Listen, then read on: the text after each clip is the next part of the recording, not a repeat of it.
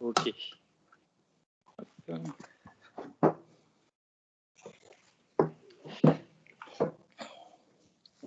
Écoutez, je vais entamer les hostilités. Alors, bonjour à tous. Alors, on va être trois pour animer cette table ronde. Alors, je vais commencer par me présenter. Donc, je suis Renaud, enseignant à Strat École de Design et chercheur chez OnePoint. Et je travaille dans l'entreprise qui est OnePoint depuis 2 ans. Et je m'occupe de la diffusion des pratiques de recherche chez OnePoint en lien avec les expertises et les métiers de tous les collaborateurs. Alors moi, c'est Alice Martin. Je suis actuellement en cours de thèse. Je suis en 3e année de doctorat en contrat CIFRE, peut-être qu'on aura l'occasion d'en parler, entre du coup l'Université de Nîmes et la région Occitanie, donc qui n'est pas une entreprise en tant que telle, mais je suis quand même intéressée par toutes ces questions. Et du coup, en parallèle de ma recherche, je fais des projets de design au sein de la collectivité et je m'intéresse justement à l'intégration des pratiques de recherche dans l'organisation. Bonjour, moi c'est Zoé Bonardo, je suis présidente de l'association Design en Recherche, donc un réseau de jeunes chercheurs en design qui regroupe de nombreux doctorants et personnes qui veulent faire des doctorats. Je suis actuellement doctorante en 4e année de thèse, je suis en train de finaliser et je suis en contrat CIFRE entre EDF R&D, l'Université de Nîmes et l'Université de Technologie de Troyes. Et je m'intéresse particulièrement à l'anticipation du vécu d'un public non expert dans un contexte de transition. Alors, aujourd'hui, cette table ronde, c'est l'occasion de discuter ensemble de la R&D en entreprise. L'événement est organisé par l'électif recherche de Strat École de Design, l'association Design en Recherche, ainsi qu'OnePoint. Et pour contextualiser un petit peu, Strat, c'est une école de design qui forme les étudiants à la pratique du design, logique. Et parmi ces pratiques, la recherche en design est abordée, et notamment sous l'angle de l'UX Research, pour ceux qui manipulent ces termes, ou plutôt comment les designers appuient leurs pratiques sur des méthodes scientifiques relevant des sciences humaines et sociales, de l'ergonomie, pour ne citer que celle-là. Donc c'est naturellement que l'école s'est rapprochée de l'association Design en Recherche pour organiser cette table ronde qui regroupe des chercheurs et designers et professionnels dont les sujets de recherche ont pour point commun d'associer, vous l'aurez deviné, recherche et design.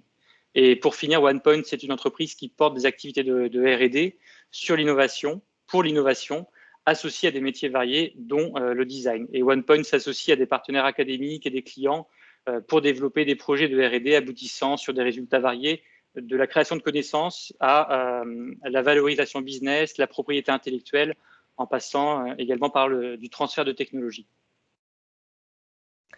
Donc, comme vous le savez, aujourd'hui, l'idée, c'est que pendant 2 heures, on va avoir plusieurs intervenants qui vont partager leur vision de la pratique de la R&D en entreprise, au croisement du design, de l'innovation, de la recherche et du business, donc en cohérence avec les 3 parties prenantes dans cette table ronde. Donc, pour nous, ce sera l'occasion de discuter, de créer une discussion entre les participants autour des sujets comme le futur de la R&D dans un contexte de rentabilité à court terme, les associations avec les projets d'innovation des entreprises, les compétences pour cette typologie d'activité, les liens avec les institutions académiques ou encore les bonnes pratiques R&D pour les collaborateurs opérationnels. Donc l'idée, c'est que les participants qui sont en mode spectateur pourront, à un moment donné, Renaud leur donnera le top, poser des questions et interagir avec les intervenants autour de ces sujets. Et donc, pour ne pas prendre trop de temps pour l'introduction, on va rapidement donner la parole à chacun des intervenants. Donc, pour ne pas faire d'erreur, je laisserai évidemment chacun se présenter. Chacun aura 5 ou 6 minutes pour justement se présenter et en particulier montrer quel est son lien avec la R&D. Et pendant ce temps ou ensuite, en fonction du moment où vous avez des questions, chacun peut évidemment poser des questions via le chat pour éviter... Enfin, voilà, en distanciel, on utilise le chat. Et donc, nous, on va prendre les questions au fur et à mesure pour les adresser aux intervenants. Et en sachant que sur Teams, vous pouvez également aimer des questions qui ont déjà été posées pour montrer que vous voulez que cette question soit posée. Voilà. Et donc, petit rappel que Renaud a mis à l'écran. Merci à chacun de couper son micro quand il n'intervient pas pour éviter d'avoir des perturbations et puis mettre votre caméra quand vous parlez pour qu'on puisse savoir qui intervient, si vous le souhaitez, bien sûr. Et donc, peut-être je vais vous donner l'ordre de présentation pour que vous le sachiez et si besoin on le redira. Donc on vous propose de commencer, si vous êtes d'accord, par Muriel Touati, puis Laura Joy, désolé, ou Joie Boulos, Michael Desmoulins, Alban Imbert et pour finir Rose Dumény. Donc Muriel, c'est à vous. Merci beaucoup. Écoutez, je suis ravie d'être parmi vous. Je remercie les organisateurs, je remercie Renaud. Alors, je vais, comme je le disais tout à l'heure, pardonnez-moi si mon rythme au niveau de la parole n'est pas au beau fixe, mais je sors, hélas, de ce satané virus.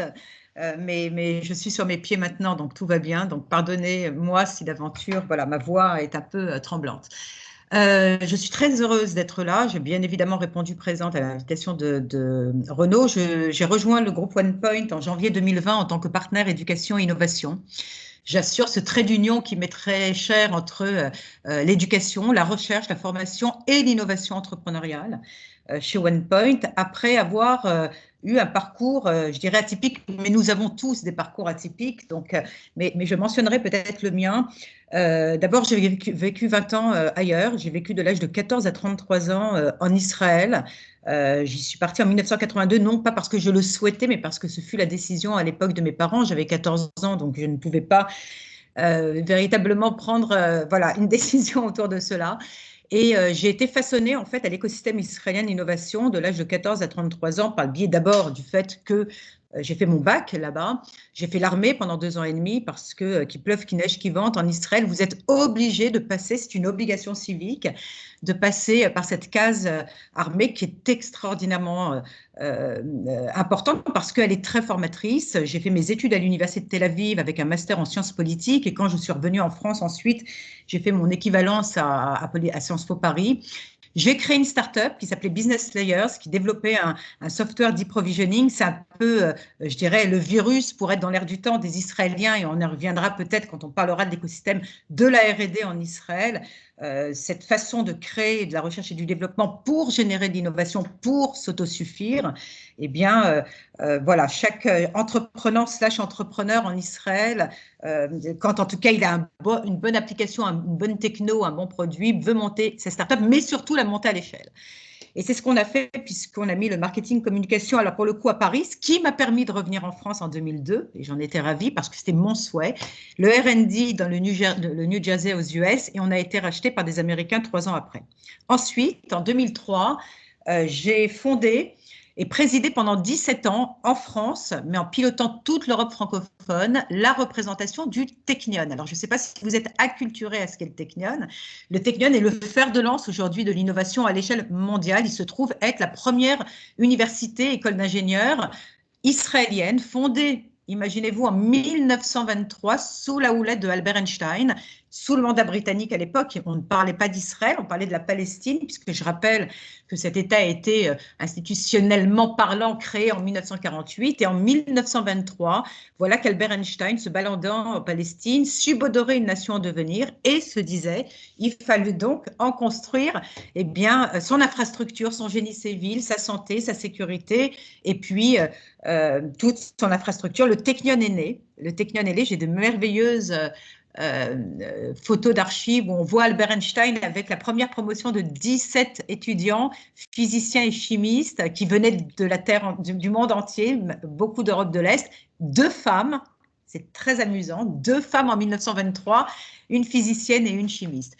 Après un tracé de plus de 100 ans, 6 lauréats du prix Nobel de chimie à son actif, des publications au plus haut niveau, le Technion est un référent mondial en matière de recherche et de développement et d'innovation, de recherche fondamentale bien évidemment, car c'est la base, mais avec cette culture, je dirais, parce que là, on est véritablement dans un mindset mental et culturel différent peut-être de ce qu'on peut trouver en Europe, c'est-à-dire cette capacité à faire de l'excellente recherche fondamentale et à la glisser sereinement et de façon profondément décomplexée vers l'applicatif, c'est-à-dire la recherche applicative, au transfert de technologie, à la valorisation et donc à la mise en place sur les marchés. Quand vous voyez aujourd'hui des startups qui ont fait des exits ou pas d'ailleurs, mais qui sont des vrais blockbusters comme Mobileye, comme Waze, comme des médicaments comme Asilect, comme un certain nombre d'applications de technologie que je pourrais citer, tous sont des bébés technion avec cette temporalité, cette agilité, ce mindset culturel,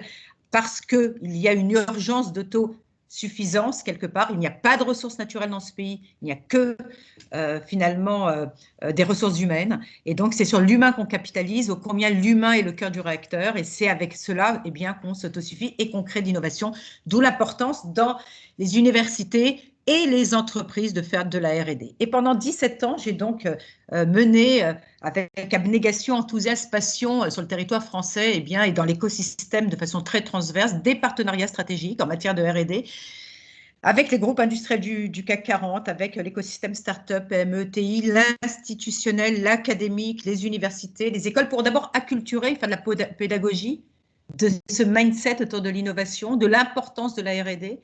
Et ce qui était très amusant, c'est qu'à cette époque, entre 2005-2010, quand je discutais avec des entreprises, elles n'arrivaient pas à interagir avec la recherche en France, parce que la recherche en France, même si elle change, était très positionnée sur du fondamental et, quelque part, culturellement, avait du mal à accoucher de cette recherche fondamentale pour qu'elle génère de l'applicatif. Et donc, les grands groupes qui ne faisaient plus d'innovation allaient la puiser ailleurs, et notamment aux US ou en Chine et en Israël. Les choses ont changé parce que quand on a organisé des learning expeditions, des missions de travail et que finalement les entreprises et peu importe finalement leur taille, sont venues en Israël, elles ont compris qu'elles devaient aussi se remettre en question et travailler justement aussi sur leur innovation, travailler sur leur R&D, travailler sur leur recherche en recrutant des talents autour de la recherche, parce qu'une entreprise qui va vers le haut ne peut pas faire l'économie de la recherche.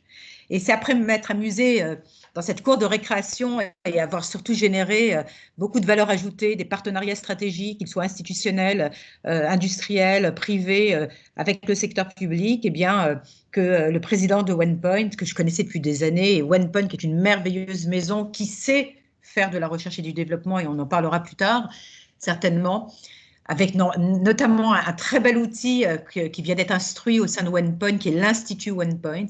Eh bien, quand David Layani m'a proposé de le rejoindre, je me suis dit qu'après 17 ans, aller jouer dans une autre cour de récréation et faire justement ce travail aussi de pédagogie dans une entreprise, qui plus est un cabinet de conseil, donc une société de service. Comment faire en sorte qu'une société de service change aussi son mindset et se dit, je fais du service certes, mais je vais faire aussi de la recherche et du développement, et je vais être un acteur majeur pour réindustrialiser mon pays, qui est la France, avec cet ingrédient majeur qui est encore une fois la recherche et le développement, et on en reparlera plus tard. Alors je ne sais pas si j'ai dépassé mes 6 minutes, mais je vois que malgré ma fin de coronavirus, je suis plutôt en forme. Absolument. Merci beaucoup Muriel. Et merci de votre écoute.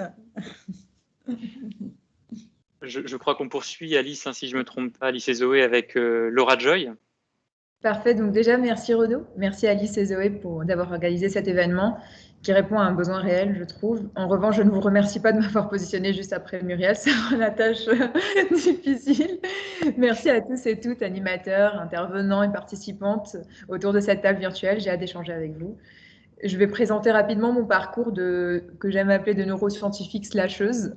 Tout a commencé avec un désir brûlant, une démangeaison presque, de comprendre les processus décisionnels. J'étais adolescente et je voulais savoir comment on tranchait face à des hésitations. Pourquoi on faisait tel choix plutôt que tel autre choix.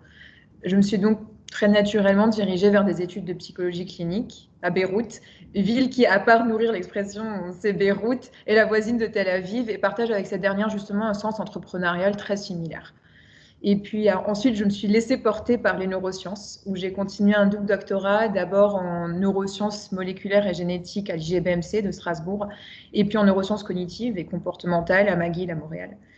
À l'issue de mes études, je me suis retrouvée dans la situation de... J'entends qu'il y a plusieurs jeunes docteurs dans la salle virtuelle, plusieurs jeunes docteurs hésitants, donc hésitantes, face à l'incertitude d'un marché du travail pas encore prêt à accueillir tous ces talents hautement qualifiés pourtant. C'était le comble pour quelqu'un qui prétendait étudier la prise de décision, hésiter. Ne pas choisir, c'est encore choisir. Choisir, c'est renoncer. On en a sorti plusieurs. Je voulais m'ouvrir toutes les portes à la fois et n'en fermer aucune.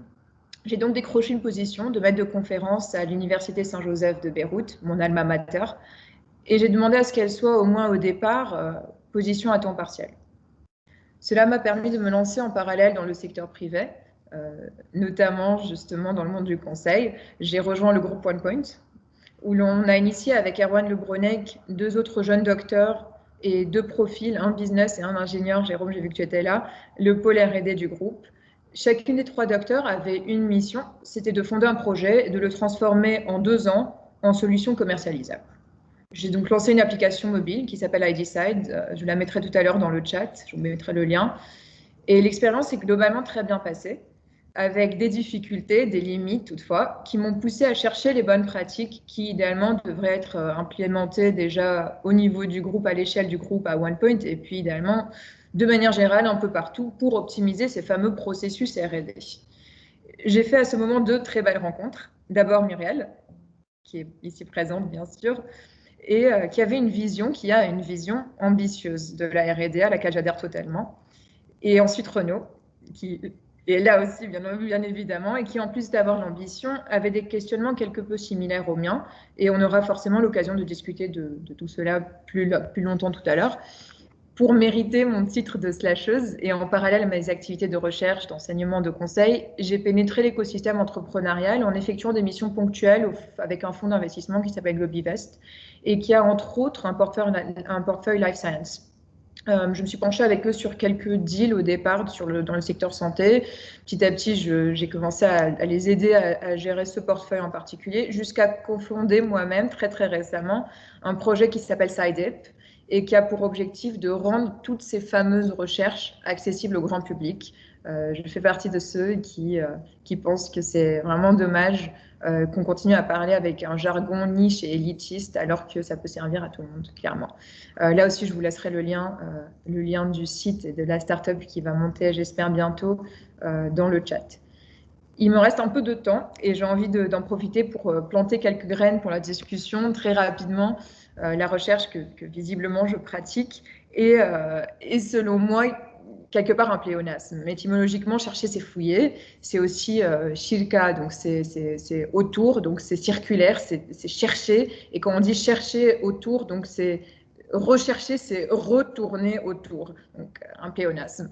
Les chercheurs, les chercheuses parmi nous sauront tout de suite de quoi je parle. On tourne autour de questions, on cherche à prouver des hypothèses, qu'on teste seulement pour se rendre compte qu'elles sont déjà désuètes au moment des résultats.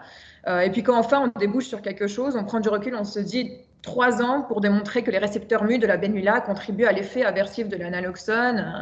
And then what? Ne m'y méprenez pas, forcément, ces recherches sont absolument nécessaires. Comme tu le dis si bien, Muriel, ce n'est pas une coquetterie.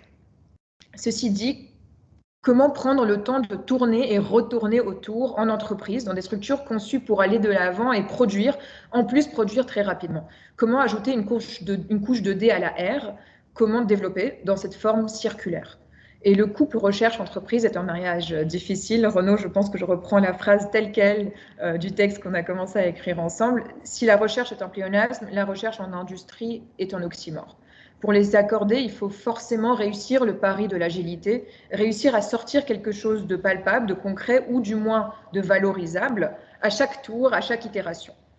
Et la clé pour moi, justement, c'est de construire une démarche entrepreneuriale qui prenne la main de la recherche et l'amène à de la valorisation dans le quotidien. On reviendra probablement sur cette couche entrepreneuriale lors de nos échanges un peu plus tard. J'aimerais finir sur une citation qui, pour moi, veut tout dire sur la recherche. C'est une citation de Paul Valéry que j'ai retenue, je pense, il y a bientôt 20 ans, que j'aime depuis toujours dans mon cœur en tout cas. La science n'est pas le résultat nécessaire, immanquable de la raison humaine, du bon sens, ni de l'observation indéfinie. Cette raison et cette observation ont pu exister pendant des siècles, sans que la science se fît ou ne s'accrût d'une ligne.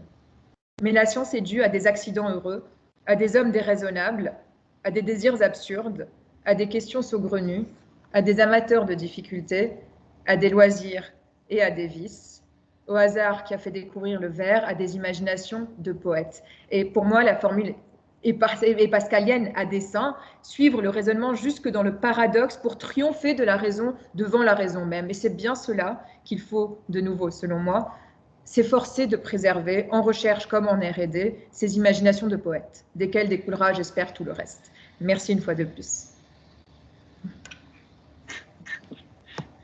Merci Laura Joy.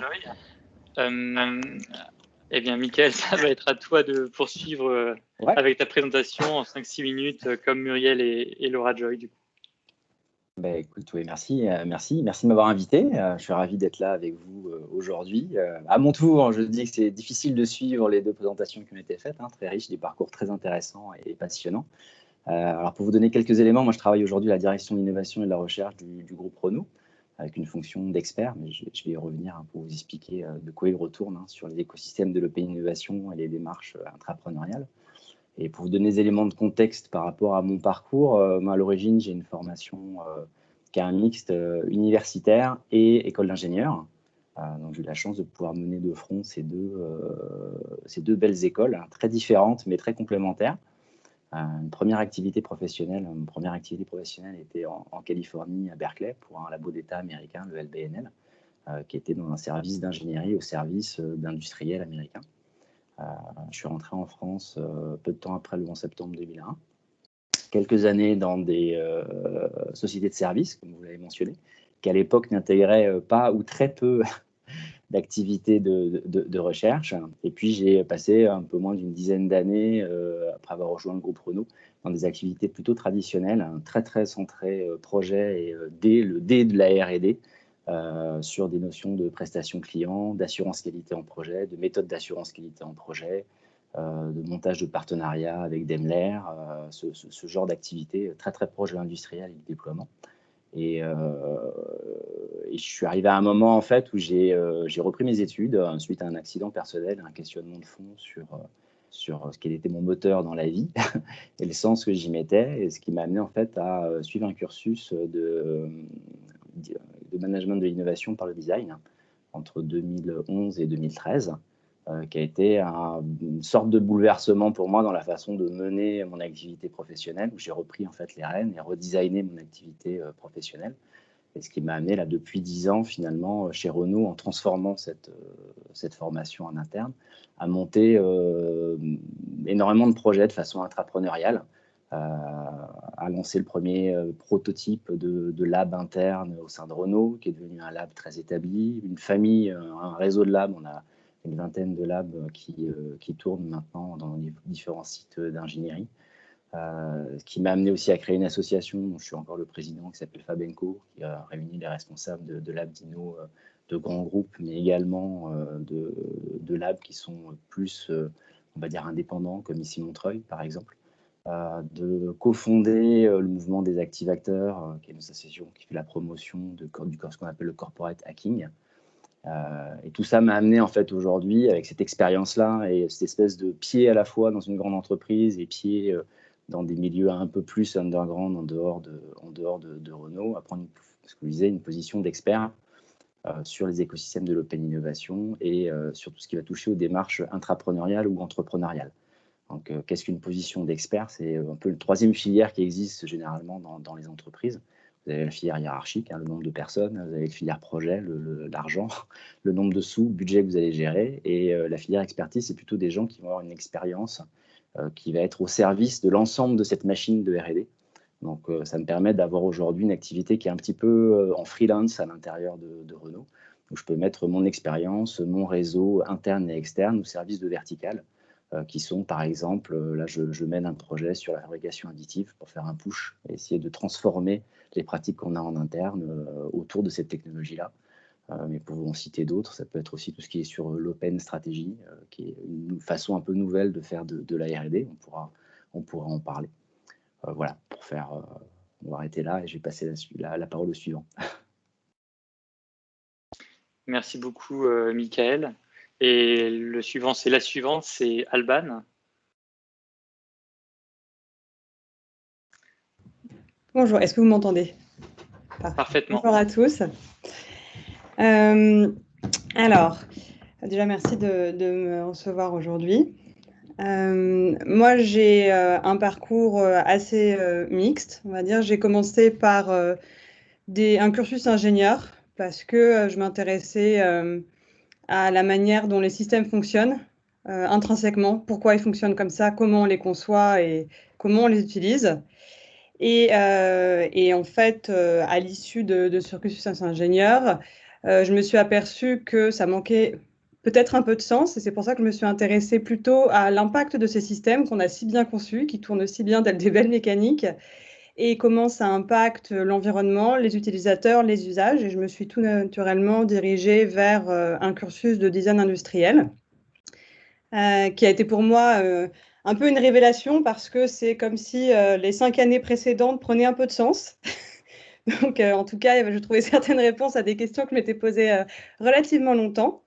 Mais ça a aussi amené une véritable appétence pour la technologie et l'innovation, étonnamment, qui n'était pas forcément née en cursus ingénieur, parce que ça avait véritablement un sens, un cap en tout cas.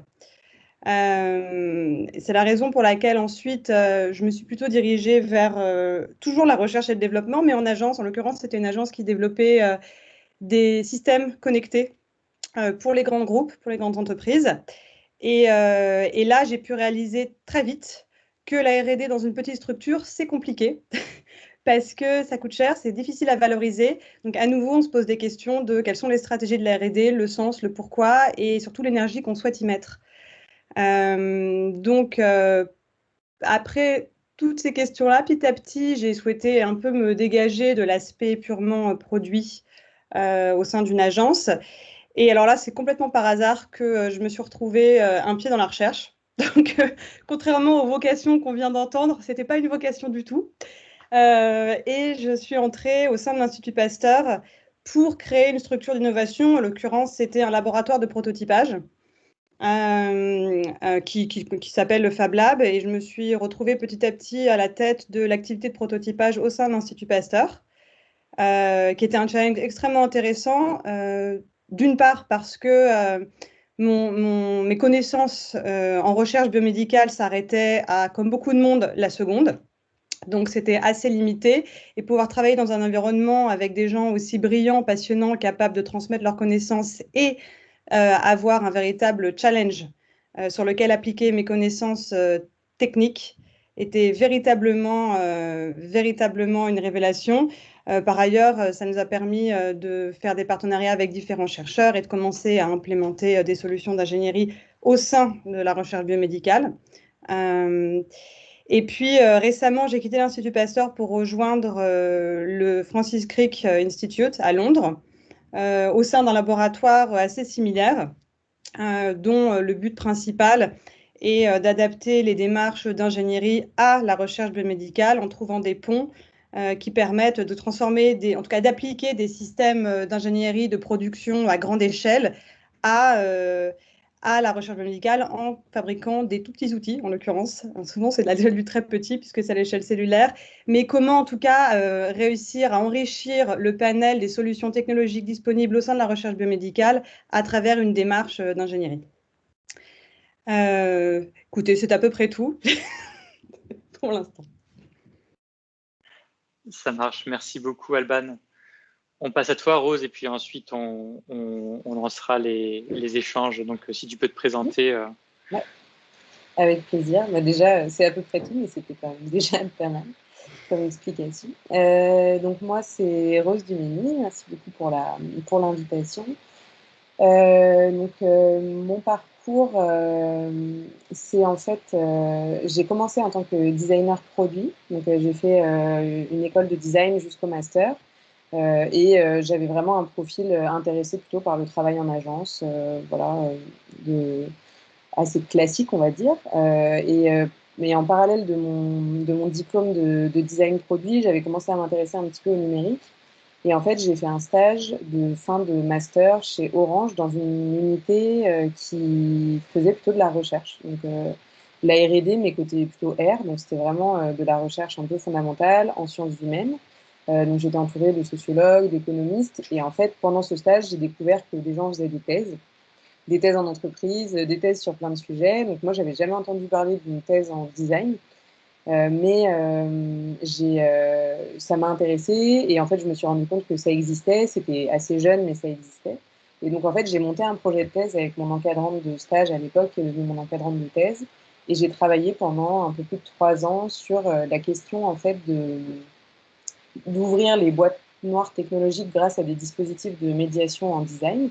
Donc, c'était une recherche qui était très ancrée dans le faire, dans des prototypes, d'où mon parcours en design avant, et en même temps qui était vraiment une recherche théorique sur les notions de médiation. Donc voilà, plein de questions autour de la compréhension des technologies et tout ça. Et en fait, ce parcours de 3 ans, il m'a amené, au bout des 3 ans, je me suis dit, bon, qu'est-ce que je fais maintenant? Ce que disent beaucoup de jeunes docteurs. Et en fait, la question, c'est, je me disais en même temps, j'ai envie de retourner vers l'opérationnel. Mais tout ce que j'ai fait pendant ces 3 ans, c'est déjà beaucoup de compétences que j'ai acquises. J'ai découvert des nouveaux domaines, j'ai découvert l'académique que je connaissais pas du tout. J'ai appris à rédiger réellement, parce que je savais écrire, mais peut-être pas rédiger de manière académique. Donc voilà, j'avais envie de continuer un peu dans ce champ-là, mais je savais pas exactement comment le formaliser. Donc je me suis mis en freelance. J'ai travaillé pendant 1 an et demi en tant que freelance. Et puis je me suis rendu compte que j'avais un petit peu de mal à faire de la place pour mes activités de chercheur. Donc, parce que la recherche, ça ne nourrit pas souvent son homme ou sa femme. Et donc finalement, j'ai eu une opportunité de rejoindre une équipe de chercheurs intégrés à une agence de design qui s'appelle Frog. Donc, on est une équipe de quelques chercheurs. C'est assez jeune et on n'est pas nombreux.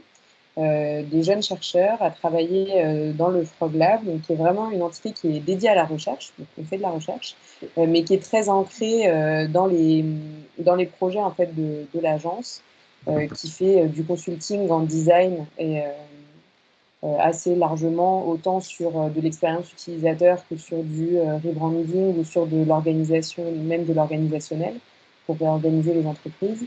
Et l'idée, c'est de réussir à interfacer à la fois nos domaines de recherche à nous, parce qu'on a des domaines assez variés, et les intérêts et les questions que peuvent avoir les designers. Donc, les faire monter en compétence sur leur sujet, leur apporter des billes pour leur projet, et nous, des fois, se servir d'eux aussi comme terrain d'exploration un peu à nos recherches.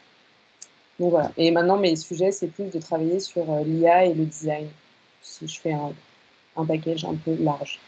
Voilà. Ça marche. Merci Rose et merci à tous pour vos présentations. Je vais commencer par cadrer un peu le contexte d'échange de cette table ronde. Je le rappelle, dont le titre qui a été donné, c'était la R&D en entreprise. Je pense que, alors, sans vous faire un cours, sans citer les manuels de Frascati ou manuels d'Oslo pour les aficionados des termes, je vais quand même poser quelques assumptions sur ce qu'est la recherche et le développement et ce qu'est l'innovation. Alors là, pour le coup, je ne vous partage pas le slide que j'ai sous les yeux, parce que ce n'est pas l'objet de cet échange du tout, mais voilà, je vais quand même lancer quelques définitions sur lesquelles vous pourrez bien sûr être d'accord ou pas d'accord. Donc, j'en ai par exemple une qui dit que l'innovation est l'aboutissement d'une recherche qui arrive sur et avec un marché, que la recherche est un apport d'argent pour générer des connaissances et que l'innovation est un apport de connaissances pour générer de l'argent, que si la recherche est le voyage, l'innovation, c'est atteindre la destination, ou encore la recherche crée de la connaissance, l'innovation de la valeur, ou pour finir, la recherche constitue la vision stratégique à long terme et l'innovation à court terme. Voilà, donc autant d'affirmations sur lesquelles on peut être d'accord ou pas, bien sûr. Avant de vous laisser, bien sûr, rebondir sur les premières questions des participants, alors j'invite tous les participants à cet échange à poser vos questions aux intervenants via le chat. Et l'équipe d'animateurs, donc Zoé, Alice et moi-même, viendront les sélectionner et les adresser directement aux intervenants. Et je vais commencer avec quelques questions qui nous ont en fait été adressées en amont de cette table ronde par des personnes intéressées par la thématique, qui nous ont d'ailleurs demandé d'enregistrer nos échanges et qui m'ont adressé du coup en amont plusieurs questions. Et je vais commencer par la première, qui est relativement large. Qu'est-ce que la R&D pour vous et comment la définiriez-vous? Et je vous laisse bien sûr la parole. Vaste sujet. Ouais, c'est clair. Vaste sujet. Pour moi, la R&D, c'est le pilier et le fondement. En fait, finalement, ce que tu disais, Renaud, tout à l'heure, et les citations, en tout cas, les phrases que tu mentionnais, moi, je me retrouve dans chacune d'entre elles. La recherche, la R&D, c'est finalement c'est le ciment d'abord d'une société qui va vers le haut. Moi, je ne connais aucune société, donc aucune entreprise, comme je le disais tout à l'heure, qui ne peut faire l'économie de sa recherche et de son développement. La recherche et le développement, c'est les fondements de l'anticipation. C'est les fondements de l'innovation, bien évidemment, des sujets ancrés dans nos réalités scientifiques, technologiques. C'est aussi, me semble-t-il, une décision politique dans un pays. Je reviens sur Israël. La recherche et le développement dans ce pays est tellement majeur parce que c'est le pétrole ou l'or noir de cette autosuffisance pour pouvoir s'auto-créer, s'auto-façonner, s'auto-bâtir, que le gouvernement israélien alloue à la recherche et au développement plus de 5% de son PIB et alloue plus de 8% à sa technologie. Et j'aime dire également que la culture du venture capitaliste, qui est fondamentalement ancrée, qu'elle soit nationale ou internationale d'ailleurs en Israël, pour accompagner la recherche et le développement pour que ça génère de l'innovation, autrement dit que ça réponde aux besoins du marché et de la société, c'est également une matrice, je dirais presque, politique. Et enfin, je dirais par rapport aux politiques, c'est que le premier venture capitaliste en Israël, c'est certainement l'État. Parce que l'État prend le pari d'investir des moyens, et je le disais tout à l'heure, pour avoir son propre retour sur investissement sur ce qui est développé. C'est-à-dire le fait de dire j'investis dans la recherche sur des sujets extrêmement importants. Je pense effectivement aux biotechnologies en Israël, je pense à la cybersécurité, je pense bien évidemment à tout ce qui est l'intelligence artificielle et la data de façon très transverse, autant de sujets majeurs qui sont porteurs de sens et qui sont porteurs effectivement d'innovation pour la société et pour répondre aux besoins, encore une fois, du marché, sont largement investis par le gouvernement, qui investit non pas parce qu'il est philanthrope, mais parce qu'il sait qu'il aura un retour sur investissement. Et ça, en France, on ne connaît pas. La recherche et le développement, on les laisse stagner quelque part dans un huis clos, dans des laboratoires. C'est très noble parce que c'est très conceptuel, c'est très théorique, ça génère peut-être des prix Nobel, ça génère de très belles publications dans les revues les plus prisées, et c'est très bien. Mais ça, cette difficulté mentale à accoucher de même, parce qu'il n'y a pas de décision politique derrière, parce que ça ne fait pas partie d'un mindset étatique, parce qu'il n'y a pas finalement ce besoin. Or, nous sommes dans une mutation sociétale, sociale et économique. Or, on ne peut pas faire l'économie de la recherche et du développement et donc de l'innovation parce que sinon on va dans le mur. Et parce qu'on a aussi besoin d'aller chercher des capitaux là où ils sont, et on a besoin aussi d'attirer les talents avant qu'ils ne fuient. Parce qu'il s'avère que quand on ne conforte pas nos chercheurs, quand on ne conforte pas nos talents, que ce soit dans les universités, qu'on ne sait pas les attirer dans les entreprises parce que c'est encore deux mondes incompatibles, le monde de la recherche et du développement et le monde de l'entreprise de l'autre côté, des mondes qui ne savent pas travailler. Et croyez-moi, pendant 17 ans, j'ai eu de cesse de travailler à l'échelle politique, institutionnelle et industrielle à faire rapprocher ces deux mondes qui se raisonnaient, qui se pensaient complètement aux antipodes, alors qu'ils avaient tout à faire ensemble. Et c'est tout l'art d'accepter l'autre dans ce qu'il est différent de soi, ce qui me semble extrêmement important. Et c'est pour ça que je reviens à la notion du mental et de la culture. Et donc... Je vois Mickaël qui hoche la tête depuis tout à l'heure, alors je ne sais pas si c'est pour moi, approuver je plus sois, hein. Ah bah oui, je plus sois, bravo.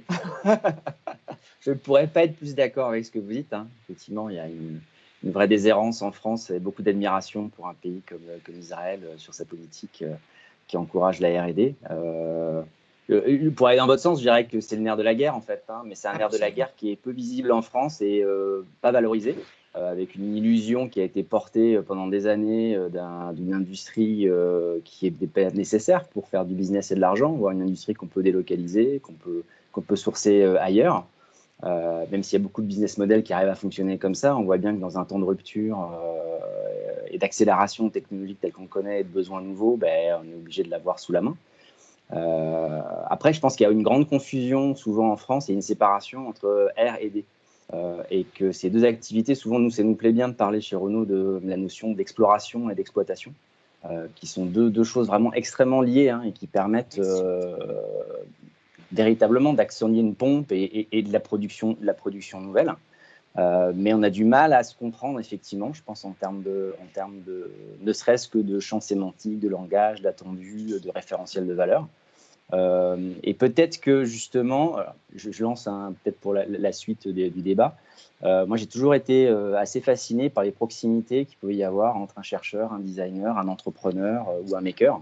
Il y a des choses en commun extrêmement fortes et qui font qu'il y a un terreau qui est extrêmement favorable si tant est qu'on lui laisse la possibilité de s'exprimer. C'est très intéressant. Moi, c'est vrai que j'aurais pas forcément... Enfin, ça dépend effectivement beaucoup des échelles, mais c'est vrai que j'aurais pas forcément été aussi catégorique sur le fait que la France a du mal à laisser de la place à la R&D. Enfin, effectivement, il y a un silotage qui est évident entre le R et le D, et on voit des entreprises qui ont du mal en fait à utiliser tout ce qui est fait en recherche pour aller vers le développement et peut-être à faire de l'opérationnel et à sortir des produits. À l'inverse, en fait, simplement, je dirais que notre culture, elle n'est pas anglo-saxonne comme beaucoup d'autres pays qui ont embrassé une manière de faire de la recherche très anglo-saxonne, comme les États-Unis, Israël ou plein d'autres pays d'Europe du Nord. Mais à l'inverse, on a une grosse culture de recherche. Et moi, enfin, pour être passé par Orange et aujourd'hui être dans une entreprise française plus petite, je dirais quand même qu'il y a une culture de la recherche qui est très, très forte. Et qui a des spécificités qui permettent aussi de faire de la place à autre chose que de dire la recherche doit permettre de sortir des innovations qui vont nous permettre de faire de l'argent.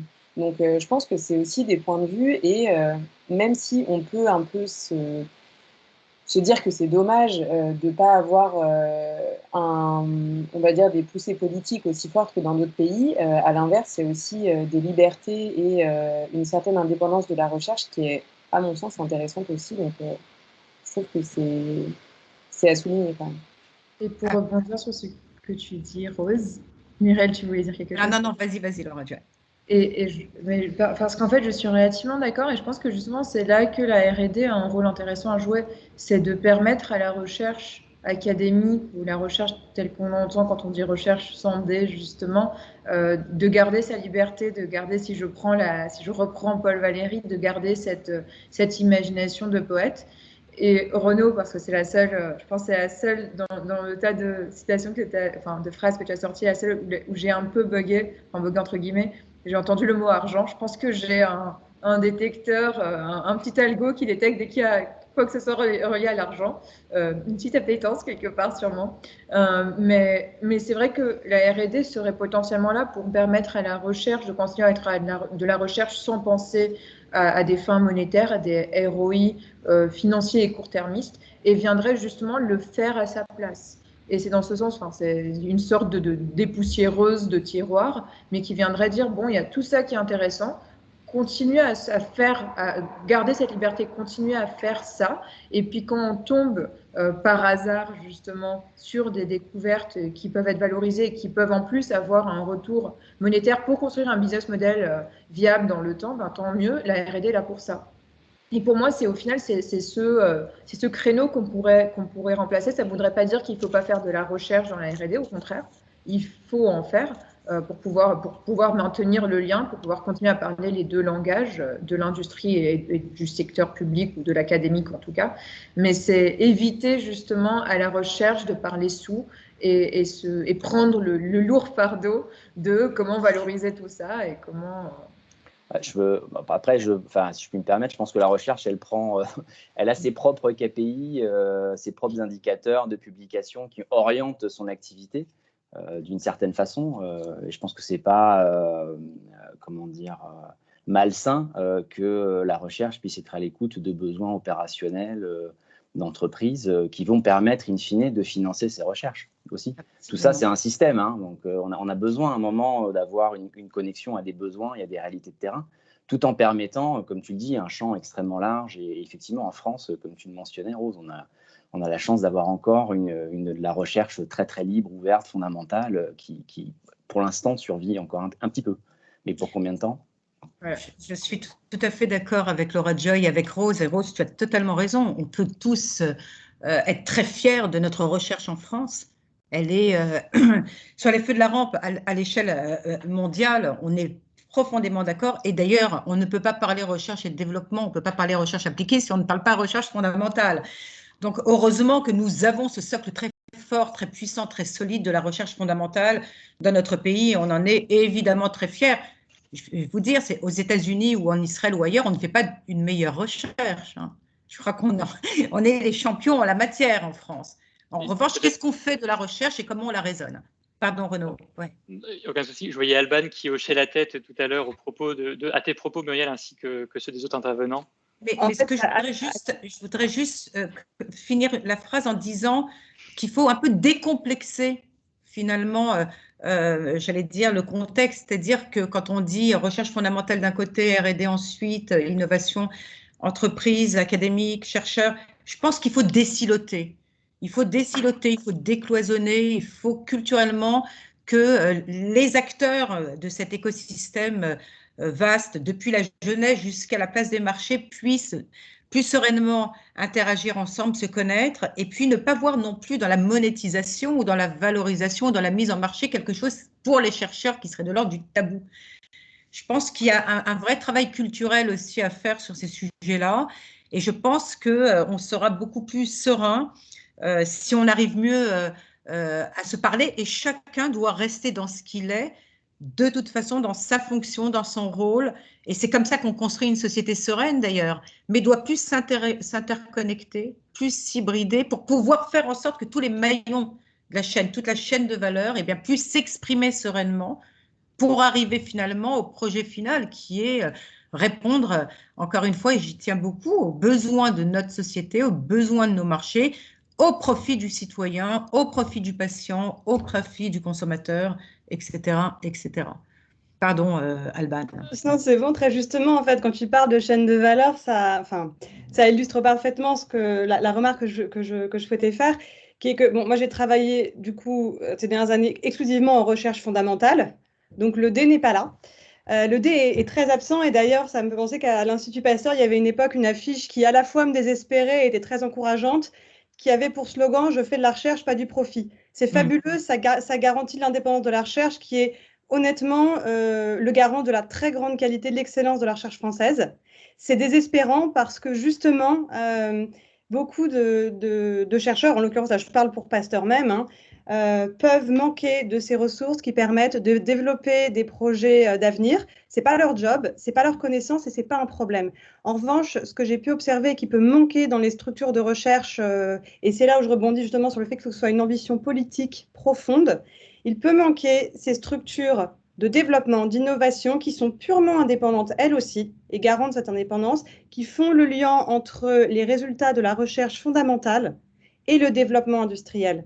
Et c'est pas forcément… En fait, on laisse aux instituts de recherche fondamentale, en France en l'occurrence, là je vais parler du CNRS ou même d'autres, hein, le soin à eux-mêmes de gérer leur propre structure de développement en interne, à eux de savoir identifier les problématiques d'avenir, les stratégies de développement et éventuellement d'avoir, s'ils ont de la chance, un bureau capable de recevoir les demandes des chercheurs qui veulent poser un brevet. Alors, il faut demander à un chercheur ce que c'est qu'un brevet et ce qu'il peut en faire. J'aime autant vous dire que ce n'est pas les professionnels pour le détecter, mais ce n'est pas non plus, et ça ne devrait pas être le rôle d'un bureau en interne que de gérer cette innovation.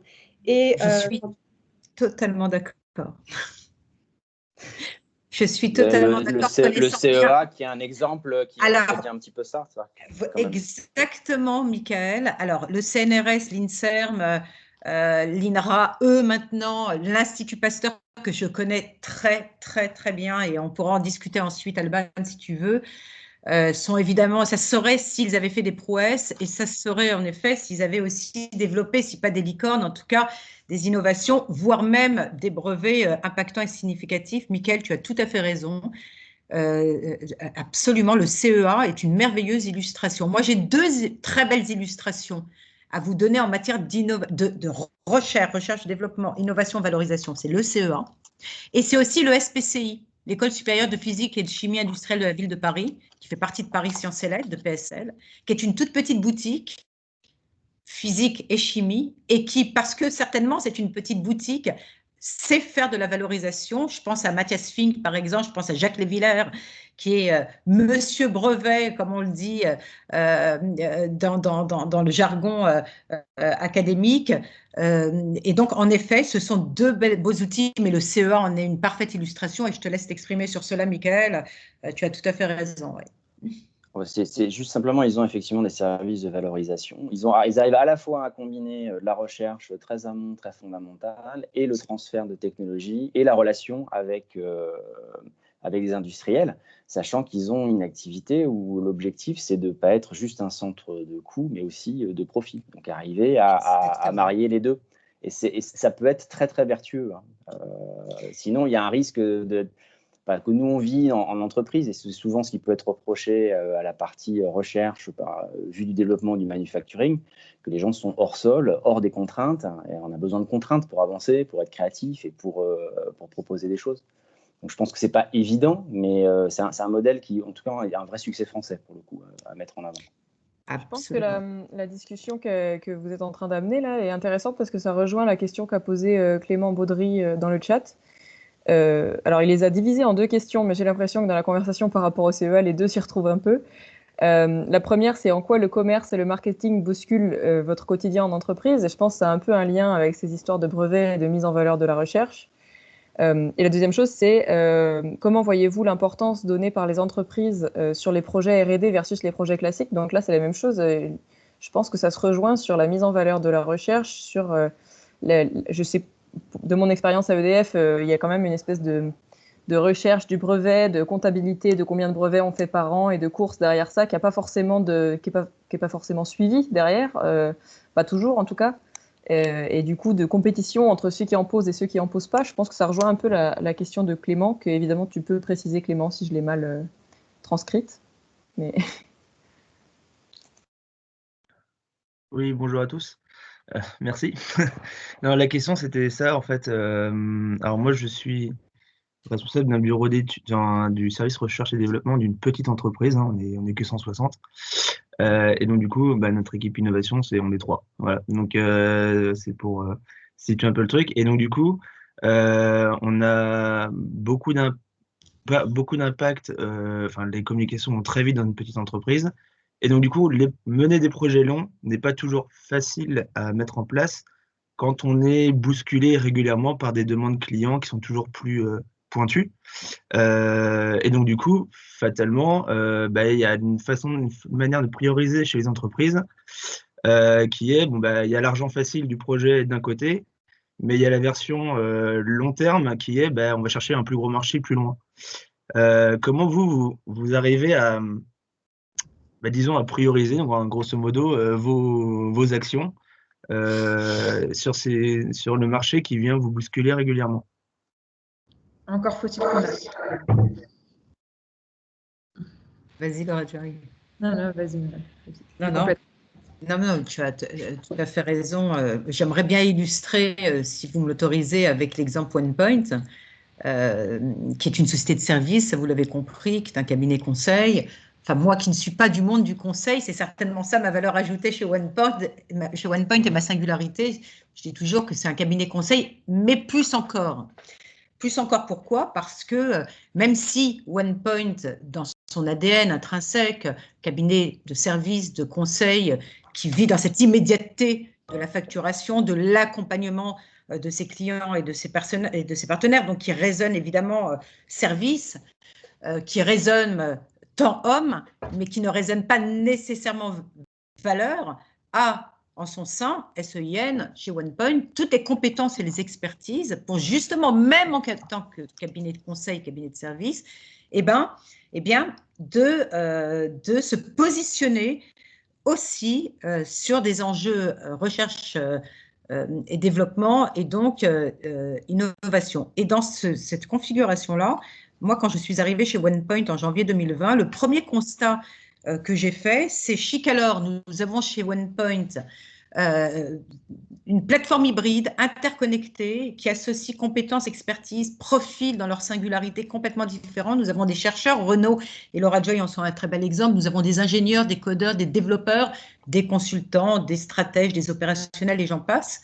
Donc, nous avons en magasin toutes les compétences pour pouvoir faire finalement de la recherche, du développement et donc de l'innovation et peut-être même, pourquoi pas, soyons fous, enrichir le modèle traditionnel du cabinet conseil, je donne du service, je facture du temps homme, en raisonnant valeur, en se disant OnePoint en tant que société de service peut aussi devenir une société de production, c'est-à-dire monter à l'échelle, développer ses propres productions, ses propres technologies, ses propres innovations, ses propres applications, donc ses propres productions, les monter à l'échelle, les scalabiliser et puis les amener sur les places des marchés.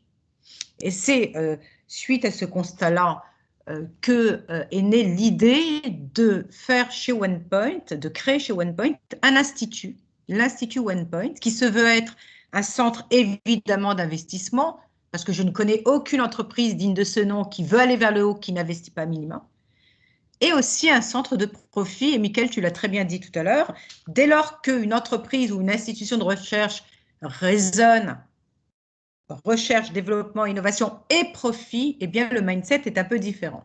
Et justement, une entreprise comme OnePoint, qui est à taille humaine encore, qui est en hypercroissance, qui a cet appétit de l'innovation, eh bien, a tout pour, effectivement, fédérer cet écosystème autour de la R&D pour générer de l'innovation en son sein. Et c'est ce que nous avons développé, et Laura Joy en est aussi un des témoins privilégiés, en instruisant dans cet institut 6 chantiers majeurs, 6 pôles, un pôle d'expertise scientifique et technologique, donc de recherche et de développement aussi que porte Renaud, un pôle entrepreneuriat qui est notamment porté par Laura Joy. Et ce pôle entrepreneuriat, c'est comment je sensibilise mes âmes de consultants chez OnePoint à peut-être réveiller chez eux leur âme dormante d'entreprenant. Parce que nous avons chez nos consultants aussi des agitateurs d'idées, des créateurs, des inventeurs, des personnes qui ont des âmes aussi d'enfants, qui ont cette candeur de l'innovation et qui ont envie finalement d'innover et pourquoi pas d'être accompagnés pour pouvoir monter à l'échelle. Donc c'est sensibiliser cette fibre entrepreneuriale chez OnePoint et je fais un distinguo majeur entre la condition de l'être entreprenant et être un entrepreneur pour justement ne pas façonner des impostures d'entrepreneurs. Parce que chaque étudiant aujourd'hui qui sort d'une grande école se dit chic alors, je veux faire ma boîte, je veux créer mon entreprise, je veux faire ma start-up parce que je veux faire mon exit, je veux devenir très riche, etc. etc. Il y a tout faux. C'est pas comme ça. D'abord, pour être un vrai entrepreneur, une vraie posture d'entrepreneur, autant faut-il être conditionné dans son être comme un entrepreneur, c'est-à-dire considérer son existence déjà comme sa propre entreprise et la réaliser. Et c'est ce que nous faisons chez OnePoint finalement, avec cette organisation très palate, en autorisant à chacun des collaborateurs d'être lecteur participatif et collaboratif de son devenir chez OnePoint, eh bien, on façonne chez OnePoint des entrepreneurs, donc des innovateurs. Et l'Institut est, et je ne vais pas être trop longue sur cela, un outil chez OnePoint qui va permettre de stimuler l'entrepreneuriat pour créer des vraies postures d'entrepreneurs, de mettre en exergue la recherche et le développement en capitalisant sur nos chercheurs et en recrutant des chercheurs, parce qu'il me semble très important, et en leur allouant le temps et la temporalité demandée pour qu'ils puissent mener à bien leur recherche, mais pour qu'elle bascule évidemment dans une logique de valorisation, parce que OnePoint n'est pas un laboratoire de recherche par définition, c'est une entreprise. Et pour cela, nous créons, et je finirai complètement. Pardon ? Je voulais rebondir sur ce que tu disais sur la temporalité, parce que ça fait écho. Je pense qu'effectivement, cette question de comment on peut faire de la recherche et comment finalement on priorise, c'est aussi qu'il faut un temps alloué à la recherche, qu'elle soit recherche et développement ou recherche fondamentale. Je pense que l'entreprise ne peut pas faire l'économie d'allouer une personne. Enfin, je pense que tout le monde l'a vécu dans son quotidien, mais sur faire de la recherche en temps masqué, utiliser des profils de personnes pour faire avancer des projets un peu comme ça alors qu'ils ont des contraintes opérationnelles, je pense que ce n'est pas possible s'il n'y a pas au moins un chef de projet dont le projet est de faire avancer des questions moyen-long terme pour l'entreprise. Après, je pense qu'aujourd'hui, il y a beaucoup d'entreprises qui peut-être sont prêtes à se prêter à ce jeu-là, même si c'est encore un petit peu timide. Et je dirais que moi, c'est plus mon point de vue de designer, mais le designer, il peut agir aussi en tant que médiateur un peu de ces positions-là, en disant, bah, voilà, d'un côté, on a des opérationnels qui ont tel type de besoin, d'un autre côté, on a des chercheurs qui ont d'autres besoins. Et je pense que beaucoup de designers ont pu vivre dans leurs entreprises disons, un besoin d'acculturer les uns et les autres. Moi, je sais que pendant ma CIFRE, j'ai plutôt acculturé les chercheurs au design et à leur montrer toute l'importance que pouvait avoir une démarche de designer. Et maintenant que je suis en entreprise, que je suis dans une agence, j'ai plutôt tendance à acculturer les designers à l'importance de la recherche, parce que eux, dans leur quotidien opérationnel, ils le voient pas forcément. Donc, c'est beaucoup de temps passé. Il faut des gens qui soient un peu qui soit là pour expliquer, raconter, voilà, Absolument. répéter des Acculturer. choses, acculturer. Et puis prendre par la main, comme le disait Laura Joy tout à l'heure. Prendre par la main, c'est très important. Je rejoins, je pense que c'est difficile. Hein. Très belle entreprise, hein, j'en profite, Stylé Design, on le connaît bien chez Renault. Mais effectivement, c'est difficile, il faut qu'il y ait un contexte, il faut qu'il arrive à avoir un jeu. Et le jeu, il n'est pas forcément évident suivant le contexte de l'entreprise, sa santé financière, à quel point, dans la question posée, il y a aussi la question du marketing, du commerce, ou même de l'aspect plus production, à prendre la main et presque driver les activités de R&D. C'est des choses, c'est des effets de balancier qu'on peut voir. Donc c'est vrai que réussir soit à sacraliser du temps, un contexte, un lieu pour avoir ce type d'activité ou même des personnes dédiées, soit avoir, je dirais, c'est quelque chose qu'on voit souvent dans les approches de designers, accepter de faire plusieurs réponses plutôt qu'une seule réponse. Et dans les réponses, faire du court terme, du moyen ou un horizon plus lointain qui va convoquer de la recherche, des partenariats. Et donc peut-être accepter de la nuance dans la façon de répondre aux injonctions et aux besoins de l'entreprise. Je ne sais pas si c'est une bonne réponse, mais… Je suis assez d'accord, Michael, et puis je rebondis aussi sur ce que tu avais dit, Muriel. Pour moi, il y a aussi une dimension, donc justement dans cette idée de répartir le court, le moyen, le long terme, et de concilier, de faire des compromis aussi. Une dimension patienter et accepter que la culturation, ça prend du temps, bien sûr, mais aussi potentiellement réussir à faire ce qu'on veut faire en interne, à d'abord le proposer en mission, justement, et puis de réussir aussi à avoir des espèces d'ententes en interne pour dire que voilà, on a remporté telle mission en réussissant à faire du bout en bout, de la recherche à l'entrepreneuriat, par exemple. Maintenant qu'on a récolté des retours court-termistes monétaires, on aimerait réinjecter et tester en interne chez nous aussi. Donc, essayer aussi de jouer entre l'interne et l'externe. Le faire potentiellement, du coup, Clément, ça revient un peu à ce que vous disiez, le faire potentiellement avec des acteurs plus petits peut-être, qui auraient moins la possibilité de le faire, le proposer en service en externe et puis réinjecter en interne. Il y a aussi parce que je pense que c'est quelque chose qu'on a tous beaucoup dit, toutes et tous beaucoup dit, c'est cette histoire de collaborer. Et clairement, un acteur ne peut pas tout faire aujourd'hui. Donc, d'aller penser collectif assez vite et assez tôt. Je suis tout à fait d'accord, Laura Joy, d'où l'importance des partenariats. Nous avons à cœur chez OnePoint, et ça fait partie de l'Institut bien évidemment, de faire des partenariats stratégiques, mais aussi culturels, je dirais, avec l'écosystème académique en France, que ce soit les institutions de recherche, Alban et Rose, mais aussi les universités et les écoles. La proximité avec les universités et les écoles nous est extrêmement importante, que ce soit par des laboratoires communs, que ce soit par des chaires, que ce soit par des activités, par des hackathons, par la proximité aussi des étudiants avec le monde de l'entreprise, et ce, très tôt. Pour moi, dès la première année, les étudiants doivent être en interaction directe avec le monde entrepreneurial. Et pour moi, à la limite, ce n'est même pas la première année de l'université ou de l'école, c'est déjà en primaire. D'où notre offre chez OnePoint du CE1 au CEO pour une nation entreprenante, mais ça, on en parlera à une autre occasion. Mais c'est très intéressant aussi parce que c'est quand on est petit, finalement, que tout se joue.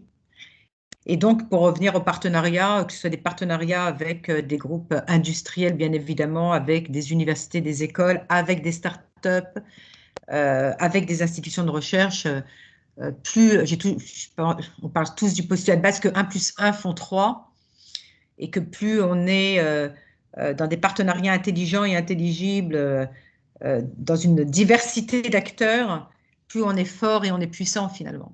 Et on a tout à gagner. Alors, à moins qu'Alban, tu souhaites rebondir sur la question de la priorisation. Sinon, on a une autre question qu'on aimerait lancer. Peut-être tu pourras te lancer la première. C'est justement la question des profils de la recherche dans les entreprises. Est-ce que ce sont des docteurs, pas forcément de docteurs? Est-ce qu'ils ont un lien avec justement le secteur académique ou pas? Voilà. Quels sont les profils de chercheurs dans vos différentes entreprises? Alors, dans mon entreprise, en l'occurrence, on ne va pas se mentir, c'est majoritairement des doctorants. Cela dit, tout est possible, hein. Moi, je dirige un laboratoire avec que des gens qui ont des doctorats. Je n'ai jamais fait de doctorat. C'est pas du tout un pass, ni un moyen. C'est une structuration de l'esprit et une sorte d'étude qu'on fait, mais c'est pas l'unique manière de faire de la recherche. Et d'ailleurs, c'est aussi par ailleurs pour la raison pour laquelle je me retrouve à ce genre de poste-là, parce que on a besoin d'esprits et de cerveaux qui ont été formés à fournir des réflexions assez approfondies, des études approfondies, ce qui n'est pas donné à tout le monde. Et en ça, les doctorants nous permettent. Après, on a aussi besoin de personnes, disons, un peu plus exécutives, et c'est là où les profils similaires aux miens vont être beaucoup plus exécutifs, beaucoup moins dans l'observation et la génération de savoir. Et je pense que c'est plutôt l'ensemble de ces personnalités mis en commun qui permet d'avoir une recherche pluridisciplinaire et une complémentarité au sein même des équipes. Ouais, complètement. Peut-être pour rebondir, c'est vrai que nous, moi, par exemple, très précisément, le laboratoire dont je fais partie aujourd'hui, il est constitué seulement de jeunes docteurs. Donc, c'est en plus d'être des gens qui ont des doctorats, c'est une frange très précise parce que c'est des gens qui sortent de leur doctorat et pour qui c'est le premier CDI. Donc, il y a des contraintes qui sont liées à la structuration de la recherche en France aujourd'hui et au crédit impôt recherche qui sont indéniables. Mais après, j'ai pu passer par d'autres structures de recherche où les gens n'ont pas forcément de doctorat, où les gens peuvent rentrer après master pour faire une thèse CIFRE. Donc voilà, c'est aussi on voit que dans certains laboratoires, les gens en thèse constituent la majeure partie en fait des du laboratoire. Donc c'est pas du tout quelque chose de... Et autant en sciences dures, parce que je vois une question dans le chat où une personne dit qu'elle a du mal à identifier des offres d'emploi dans son domaine, qui est, si je ne me trompe pas, les sciences humaines, digital marketing et stratégie sémiotique, donc plutôt sciences de l'information et de la communication, qui est une discipline de sciences humaines. Et je pense qu'aujourd'hui, il y a un marché pour ça, il y a des offres. Alors effectivement, elles sont peut-être moins bien identifiées que certains postes de chercheurs en informatique, en mathématiques ou en télécommunication, où vraiment on va avoir des choses assez bien identifiées et peut-être des réseaux d'alumni et d'écoles aussi qui sont plus formés. Mais il y a des postes, alors ils sont souvent plutôt liés à des entreprises et des institutions un peu spécifiques, et il y a une culture de la recherche dans ces domaines-là qui est plutôt académique, mais il y a des choses. Et après, il y a aussi des métiers à inventer, et puis ingénieur de recherche, on n'a pas forcément une thèse pour le faire. Enfin voilà, c'est aussi lié aux sensibilités de chacun et aux structures dans lesquelles on évolue. Et je rebondis, Rose, sur ce... Désolée. Vas-y, Alban. Je voulais juste rebondir sur ce que tu disais et sur la question de Rochanak, j'espère que je le prononce bien, qui parle d'un marché caché. Donc c'est vrai qu'on peut postuler de manière spontanée et on peut avoir un profil un peu différent. En revanche, il est vrai aussi que les annonces et le marché du travail en recherche est particulièrement difficile à aborder si on n'a pas emprunté l'autoroute classique. Et il est vrai qu'on voit beaucoup d'annonces qui disent PhD obligatoire. Donc en fait, la porte d'entrée est extrêmement petite. Et il y a aussi, je pense, un travail de fond à mener auprès de ces grandes institutions de recherche sur leur capacité à ouvrir un peu plus leur esprit sur la notion de pluralité des profils qu'ils peuvent intégrer au sein de leurs équipes. Oui. J'allais aller dans ton sens. Enfin, du coup, je vais pas répéter. Mais par contre, déjà, effectivement, pour moi, il y a cette idée il faut pas oublier que c'est relativement jeune, le marché, je le disais tout à l'heure, mais le marché n'est pas forcément encore prêt, le marché du travail. Donc, il faut oser s'inventer ses positions, il faut oser aller parler de sa valeur ajoutée, voir si oui ou non, ça fait écho avec l'entreprise qu'on a en tête et qu'on aimerait intégrer. Et à côté de ça, ça s'éloigne un peu de la question qui a été posée, mais je pense que c'est important d'en parler parce qu'effectivement, ce qui est souvent les profils souvent recherchés, c'est des profils exécutifs, des profils cirables ou cifrables, donc jeune docteur ou doctorante. Et c'est tout à fait compréhensible parce que justement, dans cette démarche un peu timide de est-ce qu'on ose investir ou pas dans de la R&D, etc., ça fait du sens quand le crédit, quand il y a du crédit impôt qui revient. En revanche, je pense que si on veut aussi se permettre, ça revient à cette histoire de parler court, moyen et long terme, Michael, si on veut aussi se permettre de penser à moyen et long terme, il faut réussir à se dire, OK, on a un chercheur qui a fini ses 2 ans cirables, comment on fait pour potentiellement avoir des profils un peu plus mûrs? Parce que typiquement, en fonction des profils qui intègrent, parce qu'au final, c'est des personnalités aussi, mais en fonction des profils qui vont intégrer en tant que cifre ou en tant que cire, il y en a certains qui pourraient avoir potentiellement une valeur ajoutée et puis surtout une maturité qu'on n'a pas à la sortie de thèse ou en tant que jeune docteur ou doctorant et qu'on accumule petit à petit, qui peut être différemment intéressant justement pour cette histoire de lien et de collectivité. Donc comment est-ce qu'on peut penser à d'autres façons d'intégrer des chercheurs potentiellement déjà plus jeunes chercheurs mais aussi potentiellement seniors Muriel, je fais comme toi, j'en profite pour dire qu'au sein de OnePoint et notamment dans cette structure, l'Institut, on est en train de mettre en place un board scientifique qui ose aller au-delà de l'évidence, comme OnePoint le fait toujours, mais au-delà du d'accord, il est cifrable, d'accord, elle est cirable, c'est intéressant, et d'intégrer d'autres types de profils de chercheurs. Qu'il s'agisse de chercheurs justement qui ne soient pas passés par la case évidente Alban, donc de PhD, ou au contraire de chercheurs qui aient X années d'expérience et qui souhaitent justement faire ce lien avec l'industrie, avec les entreprises. Donc il y avait ce point aussi en plus de clairement oser s'inventer ses positions, mais aussi juste en complément, je pense que ça existe aussi, et c'est surtout dans des entreprises qui ont les moyens de financer ce type de poste, mais ça reste quand même des places chères. Hein. Mais on trouve cette diversité-là. Chez Renault, par exemple, mais dans plein d'autres entreprises que je connais et avec lesquelles je collabore. Et effectivement, son lot de thésards, il y a énormément de chercheurs qui sont des chercheurs seniors, des gens qui ont été embauchés après leur thèse et qui sont aujourd'hui sur des thématiques très éloignées de leur thématique de recherche d'origine. Il y a aussi des recrutements qui se font sur des profils seniors, sur des profs, au Mines Paris, par exemple, ou autres. C'est plus rare, hein, évidemment. Recruter un senior, ce n'est pas des choses qui se font beaucoup par rapport aux coûts associés. Mais je dirais qu'il faut peut-être être très ouvert, accepter d'aller voir peut-être ailleurs que dans les grands instituts qui sont peut-être les premiers choix, et puis peut-être faire quelques concessions en se disant que tout ce qu'on a et tout son bagage peut peut-être trouver, une fois qu'on est dans la place, un terrain fertile pour s'exprimer. Peut-être pas frontalement. Et après, comme vous le disiez, comme disait Muriel, on doit être acteur et entrepreneur de sa propre carrière. Il ne faut pas avoir peur de ça. Tout à fait, Michael.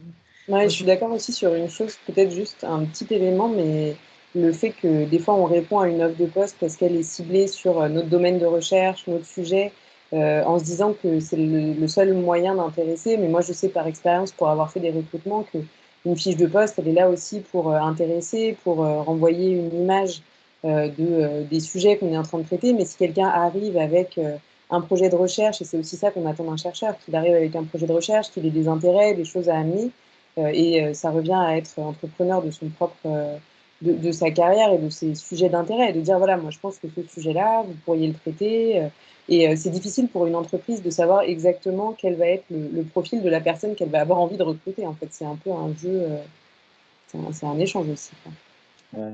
Mais tu vois, quand on parle de R&D, effectivement, il y a le point d'entrée par la recherche, mais il peut y avoir aussi le point d'entrée par le développement.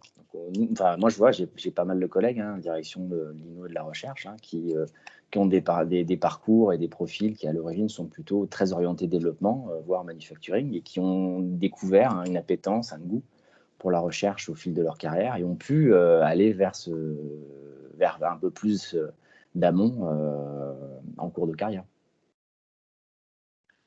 Je me permets de poser une question qui nous a été posée en amont de cet échange par une personne qui ne pouvait pas être présente et qui, je pense aussi, permettra d'illustrer en fait tous les propos que vous tenez depuis maintenant quasiment 1h30. Sa demande était, est-ce que vous pourriez nous donner un exemple de projet R&D qui a créé de la valeur pour votre entreprise ? Et j'en profite avant de vous laisser la parole pour souligner à tous les participants qui sont présents de ne pas hésiter à poser leurs questions via le chat comme certains ont déjà pu le faire. Alors, je vais peut-être prendre rapidement la parole, mais je laisserai certainement Laura Joy, voire même toi, Renaud, vous êtes beaucoup plus ancien que moi chez OnePoint. Mais on a eu un joli projet de R&D qu'on a d'ailleurs toujours chez OnePoint. On en a beaucoup. Laura Joy en est aussi une jolie illustration avec ce que nous faisons avec notre centre de R&D à Bordeaux. Mais ce que j'aurais envie peut-être de pousser ici, parce que j'y ai été impliquée directement, c'est pendant le confinement l'année dernière. Et on sait, je ne sais pas qui l'a dit tout à l'heure, mais moi je plus sois totalement, c'est justement quand on est confronté à des zones d'inconfort, à des zones d'adversité, à finalement du rien n'est acquis, qu'on a tout l'espace pour pouvoir se dépasser. Et c'est ça qui est très intéressant finalement dans les crises, voire même dans des guerres. Et ce qu'on vit avec la Covid-19 est intéressant aussi parce que ça permet d'abord pour les belles âmes de se remettre en question, de revisiter des modèles comportementaux et puis aussi de revisiter effectivement tout des champs très vastes de l'innovation. Et pendant le confinement, en effet, on a développé chez OnePoint un joli sujet qui est une application en fait technologique, une plateforme numérique qu'on a appelée Copas, que nous utilisons toujours d'ailleurs avec nos employés. Et Copas est né pendant le confinement et à l'orée du déconfinement pour permettre à tous les collaborateurs d'une entreprise ou d'une collectivité ou d'une organisation ou peu importe de revenir sereinement sur leur lieu de travail et en confiance, sans géolocalisation, en respectant complètement les desiderata de la CNIL et les consignes RGPD, basé sur un questionnaire qui a été fondé par un comité médico-social au plus haut niveau d'épidémiologistes, de chercheurs, de scientifiques, d'hommes d'éthique. Et ce questionnaire venait interroger en fait 3 champs chez nos collaborateurs, le champ personnel, l'environnement professionnel et l'état de santé, mais sans être intrusif, effleurant les sujets, mais les questions étaient tellement subtiles parce que non intrusives qu'elles pouvaient apporter finalement à cette application tous les éléments nécessaires pour pouvoir finalement allouer à chacun des collaborateurs un code couleur, mais ne le prenez pas au premier degré. C'était très ludique et ça l'est toujours encore pour pouvoir valider sa réinsertion ou pas dans l'entreprise. Est-ce qu'il est effectivement facteur de comorbidité? Est-ce qu'il est sain? Est-ce qu'il a été cas contact, etc., etc.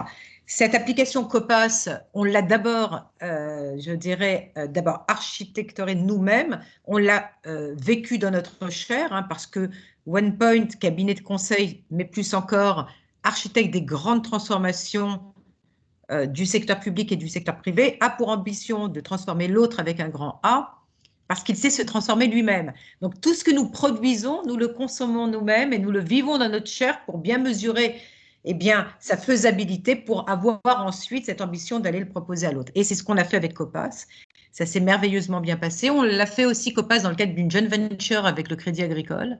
Donc le Crédit Agricole utilise aussi Copas et on l'a également proposé au secteur public et au secteur privé. Donc voilà ce que j'aurais aimé répondre sur un joli projet R&D qui est né par les compétences OnePoint pendant le confinement pour finalement améliorer le confort, la sérénité, la confiance des collaborateurs pour insérer l'entreprise. C'est très intéressant ce que vous dites là, ça me fait penser, en fait, c'est une question qui revient souvent sur justement comment faire de la R&D en entreprise, et je me demande comment vous l'abordez individuellement. C'est-à-dire qu'effectivement, les moments de crise, comme celui qu'on est en train de connaître, sont évidemment des gros facteurs d'innovation, puisque tout d'un coup, on a des besoins, on est prêt à y répondre vite et on est prêt à mettre les moyens. Enfin, l'exemple du vaccin en est la preuve. Mais moi, justement, ça me ramène à cette question de différence de temporalité entre la recherche et le développement et de comment on arrive à gérer cette différence entre les moments de recherche qui demandent toujours beaucoup de temps et l'injonction à avoir une innovation qui est tout de suite et qui est rapide. Et là, typiquement, la Covid a demandé à une innovation extrêmement rapide qui, à mon sens, nécessite des recherches en amont qui, jusque-là, on ne voyait pas forcément le bénéfice et tout d'un coup, on en voit le bénéfice. Mais je me demande comment on en arrive à gérer ces deux pans-là en termes de temporalité en entreprise. Moi, je peux peut-être répondre et ça rejoint aussi un peu la question d'un projet concret pour illustrer la R&D en entreprise. Enfin, nous, en fait, on a une manière d'organiser la recherche qui est de dire, on a des grands programmes qui sont guidés par une personne, et en fait, à l'intérieur de ces programmes-là, on a des work packages, donc voilà, des sujets qu'on a envie de pousser pendant 6 mois, 1 an, 2 ans, en fonction de l'ampleur du projet. Et après, en fait, on essaye de travailler sur des démonstrateurs ou des fois, ça peut être simplement une littérature review pour se dire qu'on a fait quelque chose voilà, qu'on a été voir un peu ce qui se passait ou un benchmark. Et donc, en fait, je pense que c'est d'alterner ces différentes temporalités tout en faisant en sorte que ce qui est opérationnel puisse servir la recherche. Donc, finalement, presque un peu avoir une vision du projet, d'un développement de produit, en gardant à l'esprit que pour nous, ça va faire avancer nos grandes questions. Et on a un projet, par exemple, là, qui est en train d'être mené, qui a commencé fin 2019, qui est en fait un assistant vocal pour l'éducation thérapeutique. Donc, l'idée, c'est de travailler sur un assistant vocal qui va être dans le quotidien des personnes qui souffrent d'insuffisance cardiaque. Et en fait, l'idée, c'est que cet assistant, voilà, il va être là pour poser des questions, interagir avec le patient, parce que c'est très difficile pour les patients de remonter des petites informations du quotidien à leur médecin. Et pour autant, c'est ça qui permet d'identifier un problème qui peut amener à une hospitalisation plus tard. Et donc, en fait, ce projet, il a été créé sur un besoin médical, donc une équipe de médecins, donc vraiment quelque chose qui était en recherche, où ils n'avaient pas identifié forcément les outils technologiques qui allaient leur servir. Et nous, donc, on a monté ce partenariat avec eux pour définir cet assistant. Et en tant qu'équipe de designers, on a réfléchi à la personnalité que pouvait avoir cet assistant. Et donc, ça nous a amené à développer l'assistant, mais un peu comme un prétexte aussi à faire des recherches plus larges. Donc, par exemple, sur c'est quoi la personnalité d'un assistant vocal? Est-ce qu'on peut aller au-delà du Google Home que tout le monde connaît? Est-ce que l'assistant, il est dans une enceinte connectée ou sur un téléphone? Et à formuler aussi même des fois des articles de recherche un peu plus théoriques sur les guidelines de conception pour un assistant vocal qui vont faire avancer d'un côté nos problématiques de recherche, puisque nous, ça fait partie d'un de nos work packages, et en même temps avancer aussi les designers, parce que nous, les designers, ils nous accompagnent, par exemple, sur la création des personnalités, c'est des designers des équipes qui ont travaillé dessus. Donc, il y a cette espèce je trouve, d'aller-retour un petit peu, et cette temporalité, je dirais que je la vois un peu comme des poupées russes qui font que, voilà, il y a des fois des projets courts qui vont permettre de faire avancer des projets plus longs. Je suis entièrement d'accord. Et enfin, j'aurais ajouté le terme agile pour rappeler qu'on est dans des entreprises, mais c'est exactement ça. C'est rappeler que constamment, donc, on peut avoir des gros. Et Renaud, je pense que ça serait pas mal. Enfin, en tout cas, c'est hyper intéressant. Ça revient à tes grandes thématiques en R&D, mais savoir qu'on a des thématiques quand même où on va pas aller travailler. Je prends chaque fois l'exemple de la reproduction du campagnol chez OnePoint parce que clairement, on n'est pas très avantagé pour travailler sur ça. En revanche, si on sait qu'on est sur certaines thématiques en particulier et qu'en fonction de projets potentiellement externes, de projets de développement, de projets R&D relativement court terme, on va réalimenter des plus grosses thématiques. Ça permet de jongler avec cette double temporalité et ces deux vélocités dont tu parlais, Zoé. Et potentiellement aussi de permettre peut-être de faire des écarts un peu plus recherche. Après, je pense aussi qu'au niveau hyper individuel, si on vient avec un mindset purement recherche, il faut accepter d'avoir un peu de frustration. On ne va pas faire de la recherche en R&D. Il n'y a pas de... Après, il y a des outils qui existent, hein. Il y a des chaires, il y a des consortiums, il y a toutes les thèses qu'on peut donner en interne, il y a la recherche spécifique interne, il y a de la R&D qu'on peut acheter finalement à l'extérieur en faisant de l'investissement dans une start-up ou dans un institut, voire de la R&D qu'on achète auprès d'un fournisseur. Donc, il y a tout un panel en fait, de choses qui sont là aujourd'hui au service de la partie plus développement ou même complètement R&D pour pouvoir aller piocher des choses qui sont sur des horizons plus lointains. Absolument, c'est ce qu'on fait d'ailleurs aussi chez OnePoint, mais pour répondre au sujet de la temporalité, c'est marrant parce que finalement, cette plateforme Copas qu'on a dans l'urgence mise au point, parce que c'est ça qui est intéressant, c'est cette notion d'urgence qui est liée à la temporalité, parce qu'il y avait urgence et qu'il fallait faire, donc on a mis tous les moyens, si je puis dire, humains, dans leurs différences chez OnePoint, cette capacité de développer rapidement une application, une plateforme. Et je crois beaucoup à cette notion de temporalité / urgence, c'est-à-dire que finalement, quand on est face à une situation où on n'a aucun autre choix finalement que d'innover dans une temporalité rapide, eh bien, on se dépasse et la recherche se dépasse par elle-même. Et c'est d'ailleurs, ça rejoint complètement le mindset culturel de la recherche en Israël, qui est un pays par définition face à l'urgence au quotidien, qu'il soit direct ou indirect, et donc à cet appétit féroce d'innover à tout prix, et donc à faire en sorte que la recherche, comme je le disais tout à l'heure, fondamentale, glisse sereinement et rapidement vers de l'applicatif, en fait. Mais parce que le raisonnement à la jeunesse, je pense, de la recherche est pour répondre aux besoins. Et que le chercheur en Israël, tout fondamental qu'il est un chercheur entreprenant. Et je n'ai pas dit entrepreneur, j'ai dit est un chercheur entreprenant. Je me permets de faire une mauvaise transition et de revenir sur une question qui a été posée il y a quelques minutes concernant des exemples de projets de R&D. Alors Muriel, tu as évoqué Copas concernant un travail de R&D de OnePoint mené d'ailleurs dans une temporalité plutôt courte pour faire le lien avec cette question de la temporalité des projets de R&D.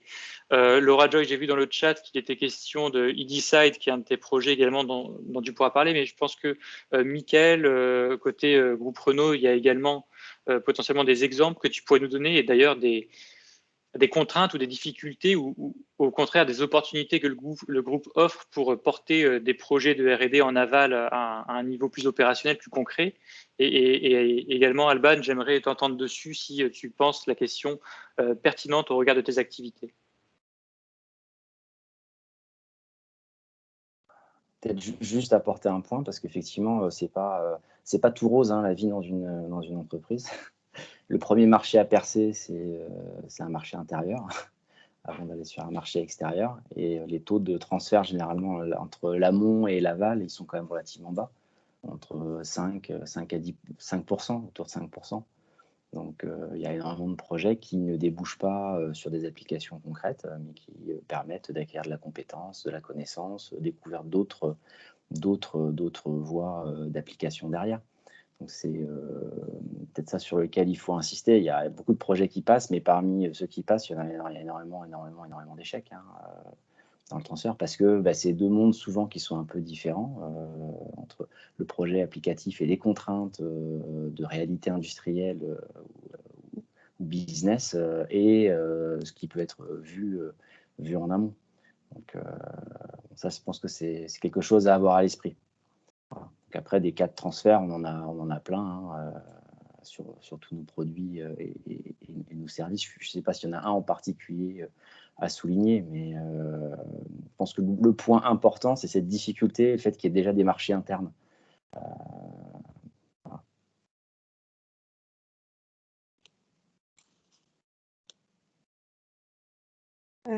Alors moi, là, je vais rebondir sur les marchés internes, mais très internes. La transformation de projets innovants du labo de recherche à un produit finalisé, c'est extrêmement long. On en a déjà parlé tout à l'heure parce qu'il y a beaucoup de manque de structures qui permettent de les transformer. Mais j'ai des exemples par exemple, de startups qui ont réussi à s'extraire du labo de recherche. Donc en fait, c'était des laboratoires de recherche qui ont poussé, et par chance, qui étaient dans un créneau qui leur permettait de pousser un projet qui avait très vite une tête de produit. Je pense notamment en recherche biomédicale, on a un gros accès de la recherche qui se rend ce qui s'appelle la microfluidique. En gros, c'est des puces biologiques. C'est comme des puces électroniques, sauf qu'au lieu d'avoir un système électrique et un signal électrique qui passe, c'est un système biologique qui reproduit des fonctionnalités biologiques. Et ça vraiment, ça révolutionne actuellement les manières de modéliser la recherche. Et c'est vrai que dans ce créneau-là, ça devient beaucoup plus facile de créer du produit. Et c'est notamment une chose qui se transforme. Cela dit, le chemin est long. Il est tellement long que je vais citer une ancienne startup qui est maintenant une vraie entreprise qui s'appelle Emulate aux États-Unis, qui fait ces puces microfluidiques et qui les recommercialise auprès des laboratoires de recherche fondamentales qui n'ont pas les moyens de produire à grande échelle leurs propres puces qu'eux-mêmes ont conçues pour leurs propres expériences et qui se retrouvent à faire des partenariats avec cette boîte-là, par exemple, pour acheter leurs puces et leurs supports de manière à pouvoir continuer leur propre recherche. Donc c'est un système tout autant vertueux qu'un peu bâtard, dans le sens où il met en lumière la capacité d'un laboratoire un peu innovant à se développer et à prendre son envol, tout autant que l'incapacité de certains laboratoires à bénéficier des mêmes supports d'innovation. Donc c'est un aller-retour constant entre justement ces circuits internes et externes. Je ne sais pas si ça paraît très clair, là je suis partie un peu sur l'aspect biologique, je m'en excuse. Bon, moi, je fais un parallèle avec ce qu'on vit, hein. C'est-à-dire qu'effectivement, l'entrepreneuriat est une façon aussi d'exfiltrer de bons sujets qui ne rentrent pas dans le cadre interne ou dans le modèle économique ou dans le mission statement d'une boîte. Si ça a une valeur, un besoin, c'est peut-être mieux parfois de l'extraire pour que ça pousse vraiment à l'extérieur. Tout à fait. Dans le même ordre d'idée, j'ai mis dans le chat un exemple. C'est une boîte qui s'appelle Dynacure, c'est des collègues à moi qui étaient à l'IGBMC à Strasbourg aussi, qui en un an ont fait leur première levée de quelques millions, ont eu des grants, et en un an, en 18 mois, en un an et demi, ont levé 50 millions. En France, en région en plus, et avec un avenir vraiment super prometteur. Et c'est vraiment venu la molécule sur laquelle ils sont tombés est venue comme ça à eux, et ils ont osé en faire quelque chose. Ça s'est passé très vite, et c'est typiquement, si on réussit à faire ça avec plein d'autres qui sont dans des exemples similaires mais qui ne font pas l'extra step, on a tout gagné. Je vois qu'il y a une question qui vient d'être posée par Clément une nouvelle fois dans le chat, qui donc pose cette remarque: comment communiquez-vous en interne et en externe sur la R&D et quel retour sur cette communication? Alors ça, je me permettrai de réagir rapidement et revenir à ma jeunesse quand je suis arrivée chez OnePoint en janvier dernier, que j'ai eu, janvier 2020, et que j'ai eu la chance et le bonheur de rencontrer très rapidement Renaud, Laura Joy, Pierre Main et d'autres. Et la première question la première remarque que toutes ces personnes-là m'ont dit: chez OnePoint, on a du mal à communiquer la recherche et le développement en interne. Et évidemment, si on a du mal à le communiquer en interne, il est clair qu'on ne le communique pas en externe.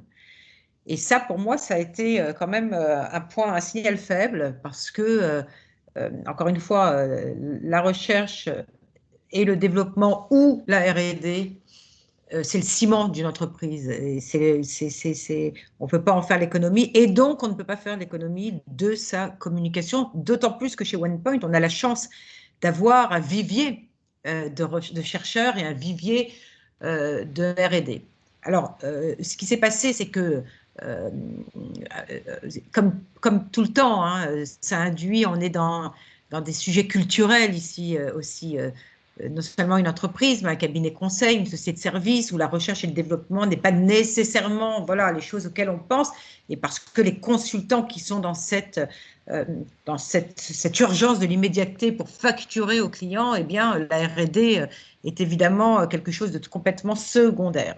Et comment faire finalement que ce secondaire devienne quelque chose de plus primaire, si je puis dire, de plus important. Alors, l'Institut est aussi né pour cela, puisque dans le cadre de l'Institut, nous avons aussi un chantier qui est la communication interne et la communication externe autour de toutes les activités que nous développons en matière de R&D, en matière d'innovation et en matière d'entrepreneuriat, avec des partenariats stratégiques, comme je le disais tout à l'heure, ou pas.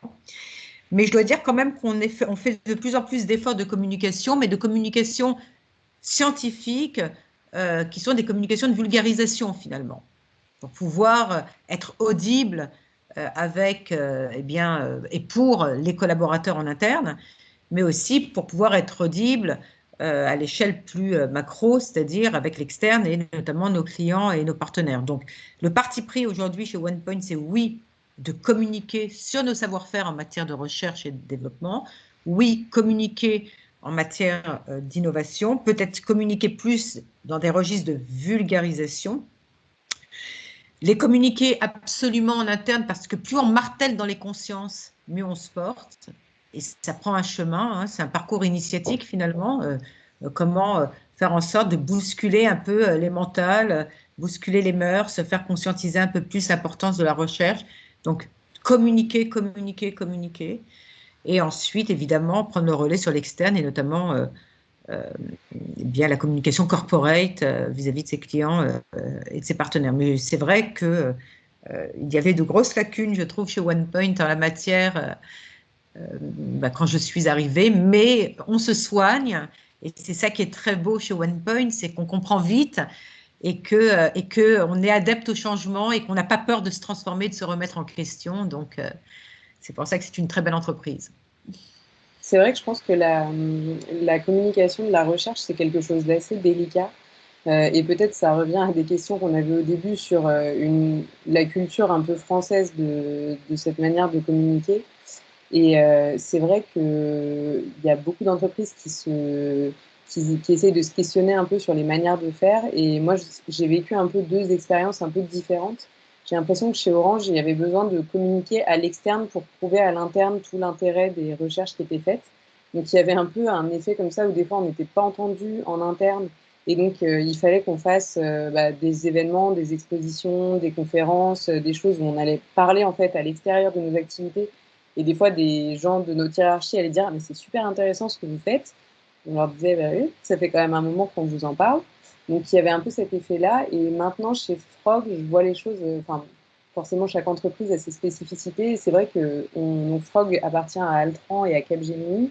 Et c'est des entreprises qui communiquent très bien sur leurs recherches, donc pas forcément en design, mais sur leurs recherches. Donc, avec notamment Frog a un système de site Design Mind où en fait il va y avoir des publications qui sont faites par tout le monde, donc pas simplement des chercheurs, mais sur cette question de vulgarisation, donc de créer des rapports ou des notes, des points of view sur des événements un peu qu'on sent dans les tendances. Et nous, notre idée en tant que chercheurs, c'est de réussir un peu à infiltrer ces modes de communication-là pour en fait proposer des publications qu'on aurait pu faire vers l'académique, donc qui sont quand même un canal de diffusion assez valorisé et existant, mais qui des fois atteint pas toute la cible qu'on aimerait avoir. Mais en fait, de transformer ces publications-là en d'autres types de publications en prenant simplement une partie et en faisant ce travail un petit peu de vulgarisation. Donc c'est vrai que nous, on a beaucoup ce double un peu… ces doubles canaux de communication qui sont, à mon sens, vers l'extérieur, parce que c'est ou des communications un peu corporate ou des communications académiques. Et après, ça fait le travail un peu de communiquer en interne. Ou alors, sinon, l'autre moyen de communiquer en interne, c'est qu'on va vraiment créer des guidelines ou des frameworks qui vont pouvoir être utilisés au quotidien ou des livres blancs pour que les collaborateurs s'en servent dans leur quotidien, en fait. Mais il y a vraiment un gros travail et je trouve que chercheur en design, c'est une super opportunité aussi de réfléchir au design de ces moyens de communiquer en fait. Comment, même là en ce moment en termes de pandémie et de tout le monde en télétravail, comment on communique. Parce que d'habitude, c'est dans un couloir, on dit à un collègue, je travaille là-dessus, est-ce que ça t'intéresse de développer ça? Donc là, comment on recrée aussi ces dynamiques-là, c'est des vraies questions, je trouve. Tout à fait, je pense Une bonne façon de communiquer aussi, c'est de faire des tables rondes autour de la R&D. Oui, bien sûr. Et en vrai, ça me fait penser aussi que quand on était au final en recherche pure, on avait tout le temps des plateformes pour communiquer, pour parler de notre science, et que c'est des choses qui manquent et qu'il faudrait idéalement avoir des rendez-vous plus réguliers pour toutes les organisations, tous les départements, tous les pôles R&D dans les différentes institutions, pour pouvoir justement réfléchir ensemble à l'évolution et au but de ce qu'on fait. Absolument. Les tables rondes, les événements, les hackathons, plus on mêle et on entremêle les profils aussi dans leur diversité, mieux on se porte, donc mieux on communiquera et mieux on sera légitime finalement. Je suis désolée, je crois que je vais devoir quand même vous laisser parce que, comme vous le savez, je suis un peu souffrante. Là, je sors de ma convalescence et là, voilà 1h45 que je parle et je suis un peu fatiguée. Je vous remercie mille fois. Merci beaucoup. Merci à toi, Muriel. Merci de votre compréhension. C'était passionnant. J'ai été ravie, Michael, Alice, Rose, Zoé, Alban, tout le monde de faire votre connaissance. Merci aux participants. Merci Renaud, Laura Joy. Voilà. Et je suis désolée, je vous quitte, mais je reste avec vous avec le cœur. Merci mille fois et à bientôt. Beaucoup. Au revoir, Muriel. Merci. Au revoir. Une petite question pour poursuivre justement sur la communication. Rose l'a évoqué rapidement, la question de la publication académique. Et ma question pour quand même ouvrir un peu plus largement, c'est quel lien vous faites justement avec le monde académique? Au-delà des publications, est-ce qu'il y a, je ne sais pas, peut-être des partenariats, des projets en commun? Voilà, est-ce qu'il y a des choses qui existent? Je l'évoquais tout à l'heure, hein, il y a participation à des chaires ou des thèses. Après, on a aussi la collaboration qui est de la recherche-action, très concrète. On va, par exemple, sur des démarches d'appel à projets internes, collaborer avec des chercheurs pour avoir les retours sur les états de l'art qui existent, sur les façons de mener ce type de campagne, et eux accéder aux données pour pouvoir les analyser. On est souvent en fait à faire, sans être soi-même chercheur, avoir une démarche qui est un peu de double loop learning, hein, c'est de regarder comment est-ce qu'on travaille pour apprendre. Et ça, c'est souvent un travail qu'on fait en collaboration avec des chercheurs. Donc, notre activité au quotidien est souvent un terrain pour des chercheurs, mais qui sont plutôt en recherche-action. Nous, c'est vrai qu'on a pas mal de partenariats. Par exemple, ça peut être avec des laboratoires comme Robotics by Design de Strat Research ou des laboratoires académiques où il va y avoir un intérêt sur un projet ou autour d'une thèse CIFRE. C'est vrai que c'est vraiment des moyens de rester en collaboration. Et après, nous, ce qu'on essaye de faire, par exemple, quand on est en collaboration avec Robotics by Design, il y a d'autres partenaires aussi. Et donc, on essaye de mettre en place des workshops où les différents partenaires vont en fait s'apporter de la connaissance sur leur domaine. Donc, il y a tout ce champ-là qui permet de créer du lien. Et je pense que avoir des profils de chercheurs, docteurs ou pas, mais qui connaissent le milieu académique et les manières de rédiger et essayer de rester dans la dynamique des papiers, des colloques, des tables rondes, c'est un moyen de rester un pied dans la recherche en fait. Et je pense que c'est un peu ces liens, ils existent très fortement parce que par exemple d'un point de vue du CIR, ça reste les livrables qui sont, on va dire, quantifiés, c'est quand même le fait d'avoir écrit des papiers ou d'avoir participé à des conf. Donc c'est quand même très ancré et encore aujourd'hui dans l'entreprise. Après, il y a aussi la question finalement, des fois, le travail du chercheur, il est difficile à valoriser en entreprise, mais on n'a pas encore complètement trouvé de moyens aussi de créer de la valeur pour les clients avec les projets de chercheurs. Et donc, il y a peut-être ça aussi à faire, réussir à faire en sorte qu'un projet de recherche, ça devienne un intérêt pour un client. Je pense qu'il y a encore des liens à créer de ce point de vue-là.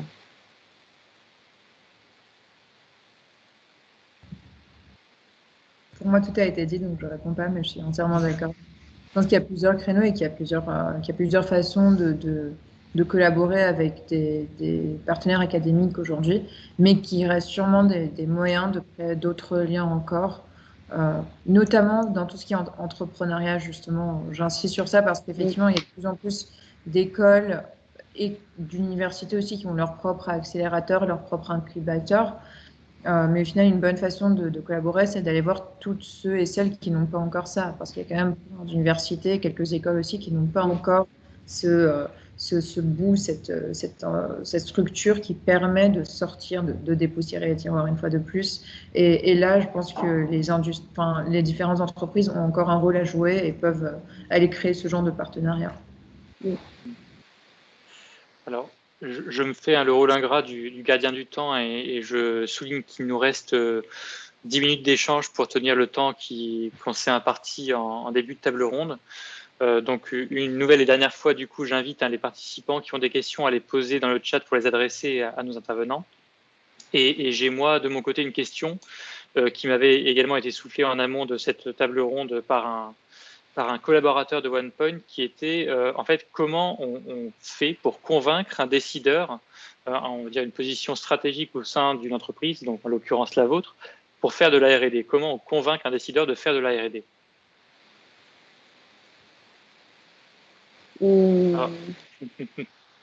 C'est pas une question facile parce que je pense que ça dépend énormément de la structure de l'entreprise et malheureusement ou heureusement de l'intérêt un peu personnel des décideurs pour la R&D aussi. Donc je pense qu'on peut arriver avec des insights en disant bah voilà, je vois que dans telle autre entreprise ou tel modèle, tel pays, on en a parlé, peut-être peut avoir cette dynamique et ça lui apporter ça, ça et ça. Je pense qu'il y a des indicateurs qui sont aujourd'hui assez forts pour démontrer de l'intérêt. Après, je pense que si les décideurs ne se sentent pas embarqués dans l'idée de mener un projet de recherche et d'être dans une dynamique exploratoire, de laisser de la place à la recherche, ça va être indéniablement compliqué de convaincre cette personne. Et on voit il y a quand même beaucoup d'exemples de gens qui ont fait des chiffres dans des entreprises qui avaient mal perçu l'intérêt de la recherche et qui voyaient simplement les doctorants comme des employés qui vont pas coûter très cher parce qu'ils vont être payés par l'ANRT en partie. Et donc là, en fait, la personne n'a pas compris et le doctorant se retrouve à travailler et à écrire sa thèse le soir et n'apporte pas, enfin sa recherche n'est pas entendue, donc en fait il n'arrive pas à apporter ce qu'il pourrait apporter à l'entreprise. Donc je pense qu'on peut avoir plein d'indicateurs pour convaincre de l'intérêt de la recherche. Il faut quand même avoir une ou deux personnes dans les décideurs qui se sent peut-être un peu l'âme d'un chercheur lui-même, ou en tout cas qui a pu qui en est convaincu en fait, parce que on peut prêcher toutes les bonnes pratiques qu'on veut.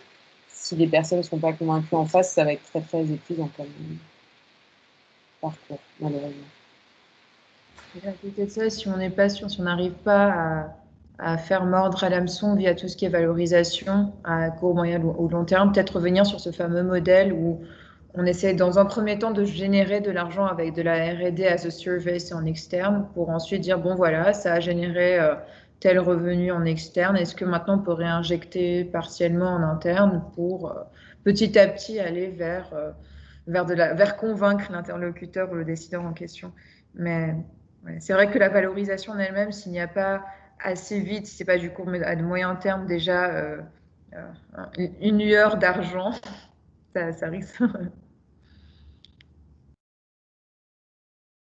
Et puis c'est toujours bien aussi, puisque personne ne continue, de brandir le drapeau de les GAFA sont en train d'avancer à fond, on va tous se faire bouffer si on ne fait pas un peu de R&D. Donc il y a quelque part aussi de la nécessité de faire de la R&D. Donc essayer, si c'est une question d'argent de nouveau, de trouver un modèle pour en faire un peu, puis un peu plus, puis un peu plus potentiellement.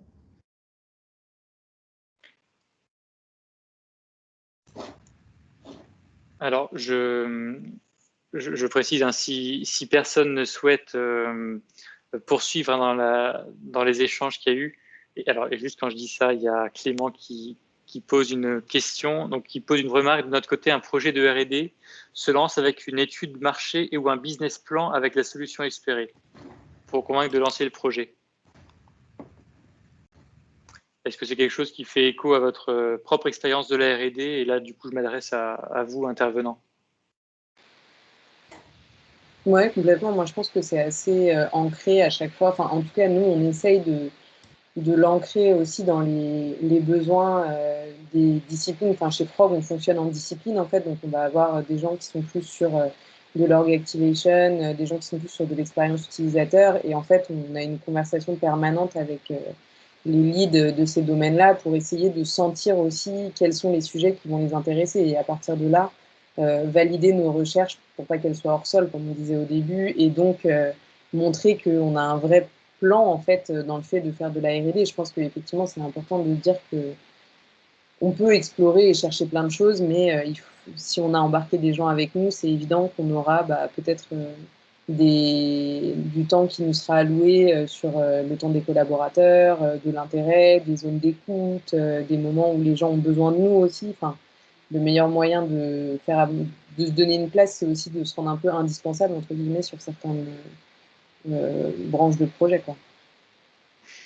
Et c'est amusant parce que autant venant d'une structure de recherche pure, on fait par nature de la recherche. Néanmoins, au sein d'une plateforme technologique qui est en soi un laboratoire de service des laboratoires de recherche, on doit, si on souhaite développer une nouvelle technologie et donc en fait créer un nouveau service à adresser à des clients qui sont des chercheurs, il est nécessaire de venir avec un plan qui est d'abord de la documentation, donc un état de l'art de la recherche, prouver qu'on a une route qui est innovante et quelque chose qui n'a pas déjà été emprunté ou qui n'est pas déjà très exploré, de préférence pas par un plus gros institut que nous. Il faut avoir une liste de clients, de labos intéressés, de projets potentiels, une démonstration. Donc, ça veut dire qu'on doit se débrouiller pour aller faire de la R&D en externe chez des gens qui ont déjà cette techno pour entamer le projet. Donc, on est en fait exposé aux mêmes difficultés que dans toute entreprise sur ce point-là. Mais ça peut être frustrant ou ça peut être vu comme un frein. Les laboratoires de recherche, les chercheurs le voient beaucoup comme un frein. D'un point de vue purement développement de services, je trouve que c'est aussi une manière assez saine de l'approcher. Comme tu dis, Rose, c'est une manière de l'ancrer dans un marché et une nécessité qui, je pense, est assez souverain pour garantir la qualité du travail qui sera mené après, une fois le financement validé. Merci. Je vous propose une dernière question avant de conclure cette table ronde pour justement ouvrir sur la question de la R&D. Quels sont pour vous les futurs possibles ou vos envies d'évolution un peu de la R&D en entreprise, que ce soit des projets ou juste des envies, mais voilà, pour ouvrir un peu sur cette question-là.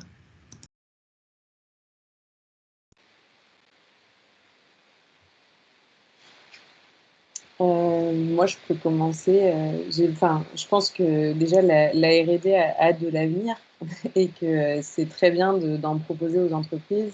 Moi, je verrais que peut-être la R&D a d'autres disciplines, qui va être, même s'il y a toujours eu un peu des sciences humaines et sociales dans la R&D, mais c'est vrai qu'on l'a dit, ça a été souvent l'idée par l'informatique, l'ingénierie et des choses très appliquées ou qui amènent à déposer des brevets.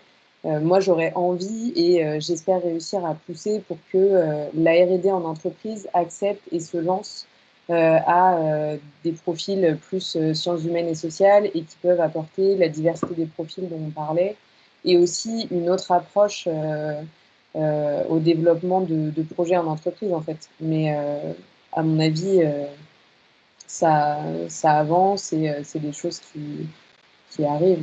Donc, ce serait ça. Tout à fait d'accord. Tout à fait d'accord.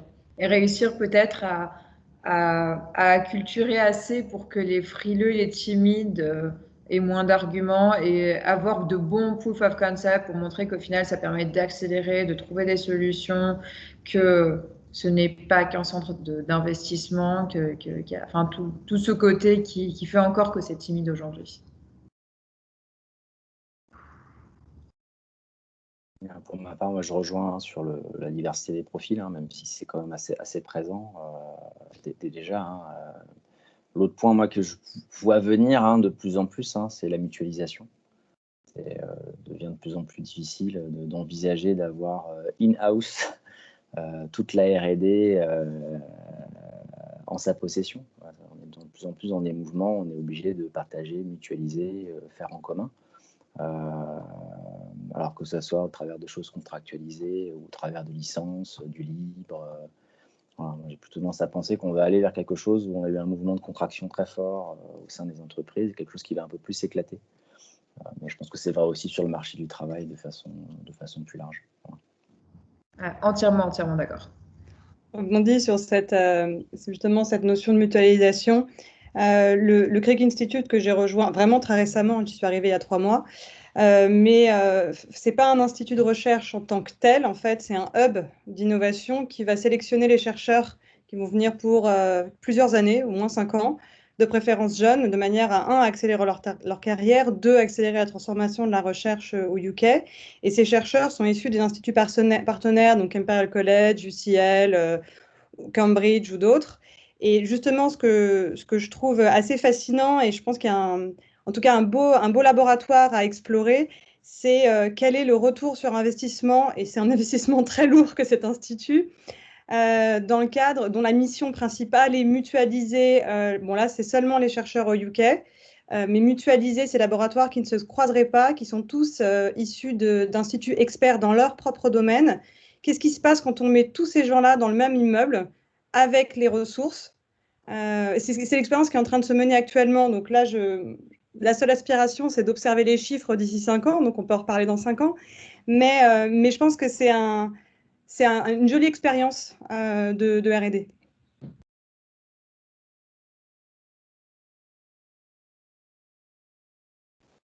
Pardon, j'essayais de parler sur mon micro, c'était pas gagné. Merci beaucoup pour toutes ces réponses.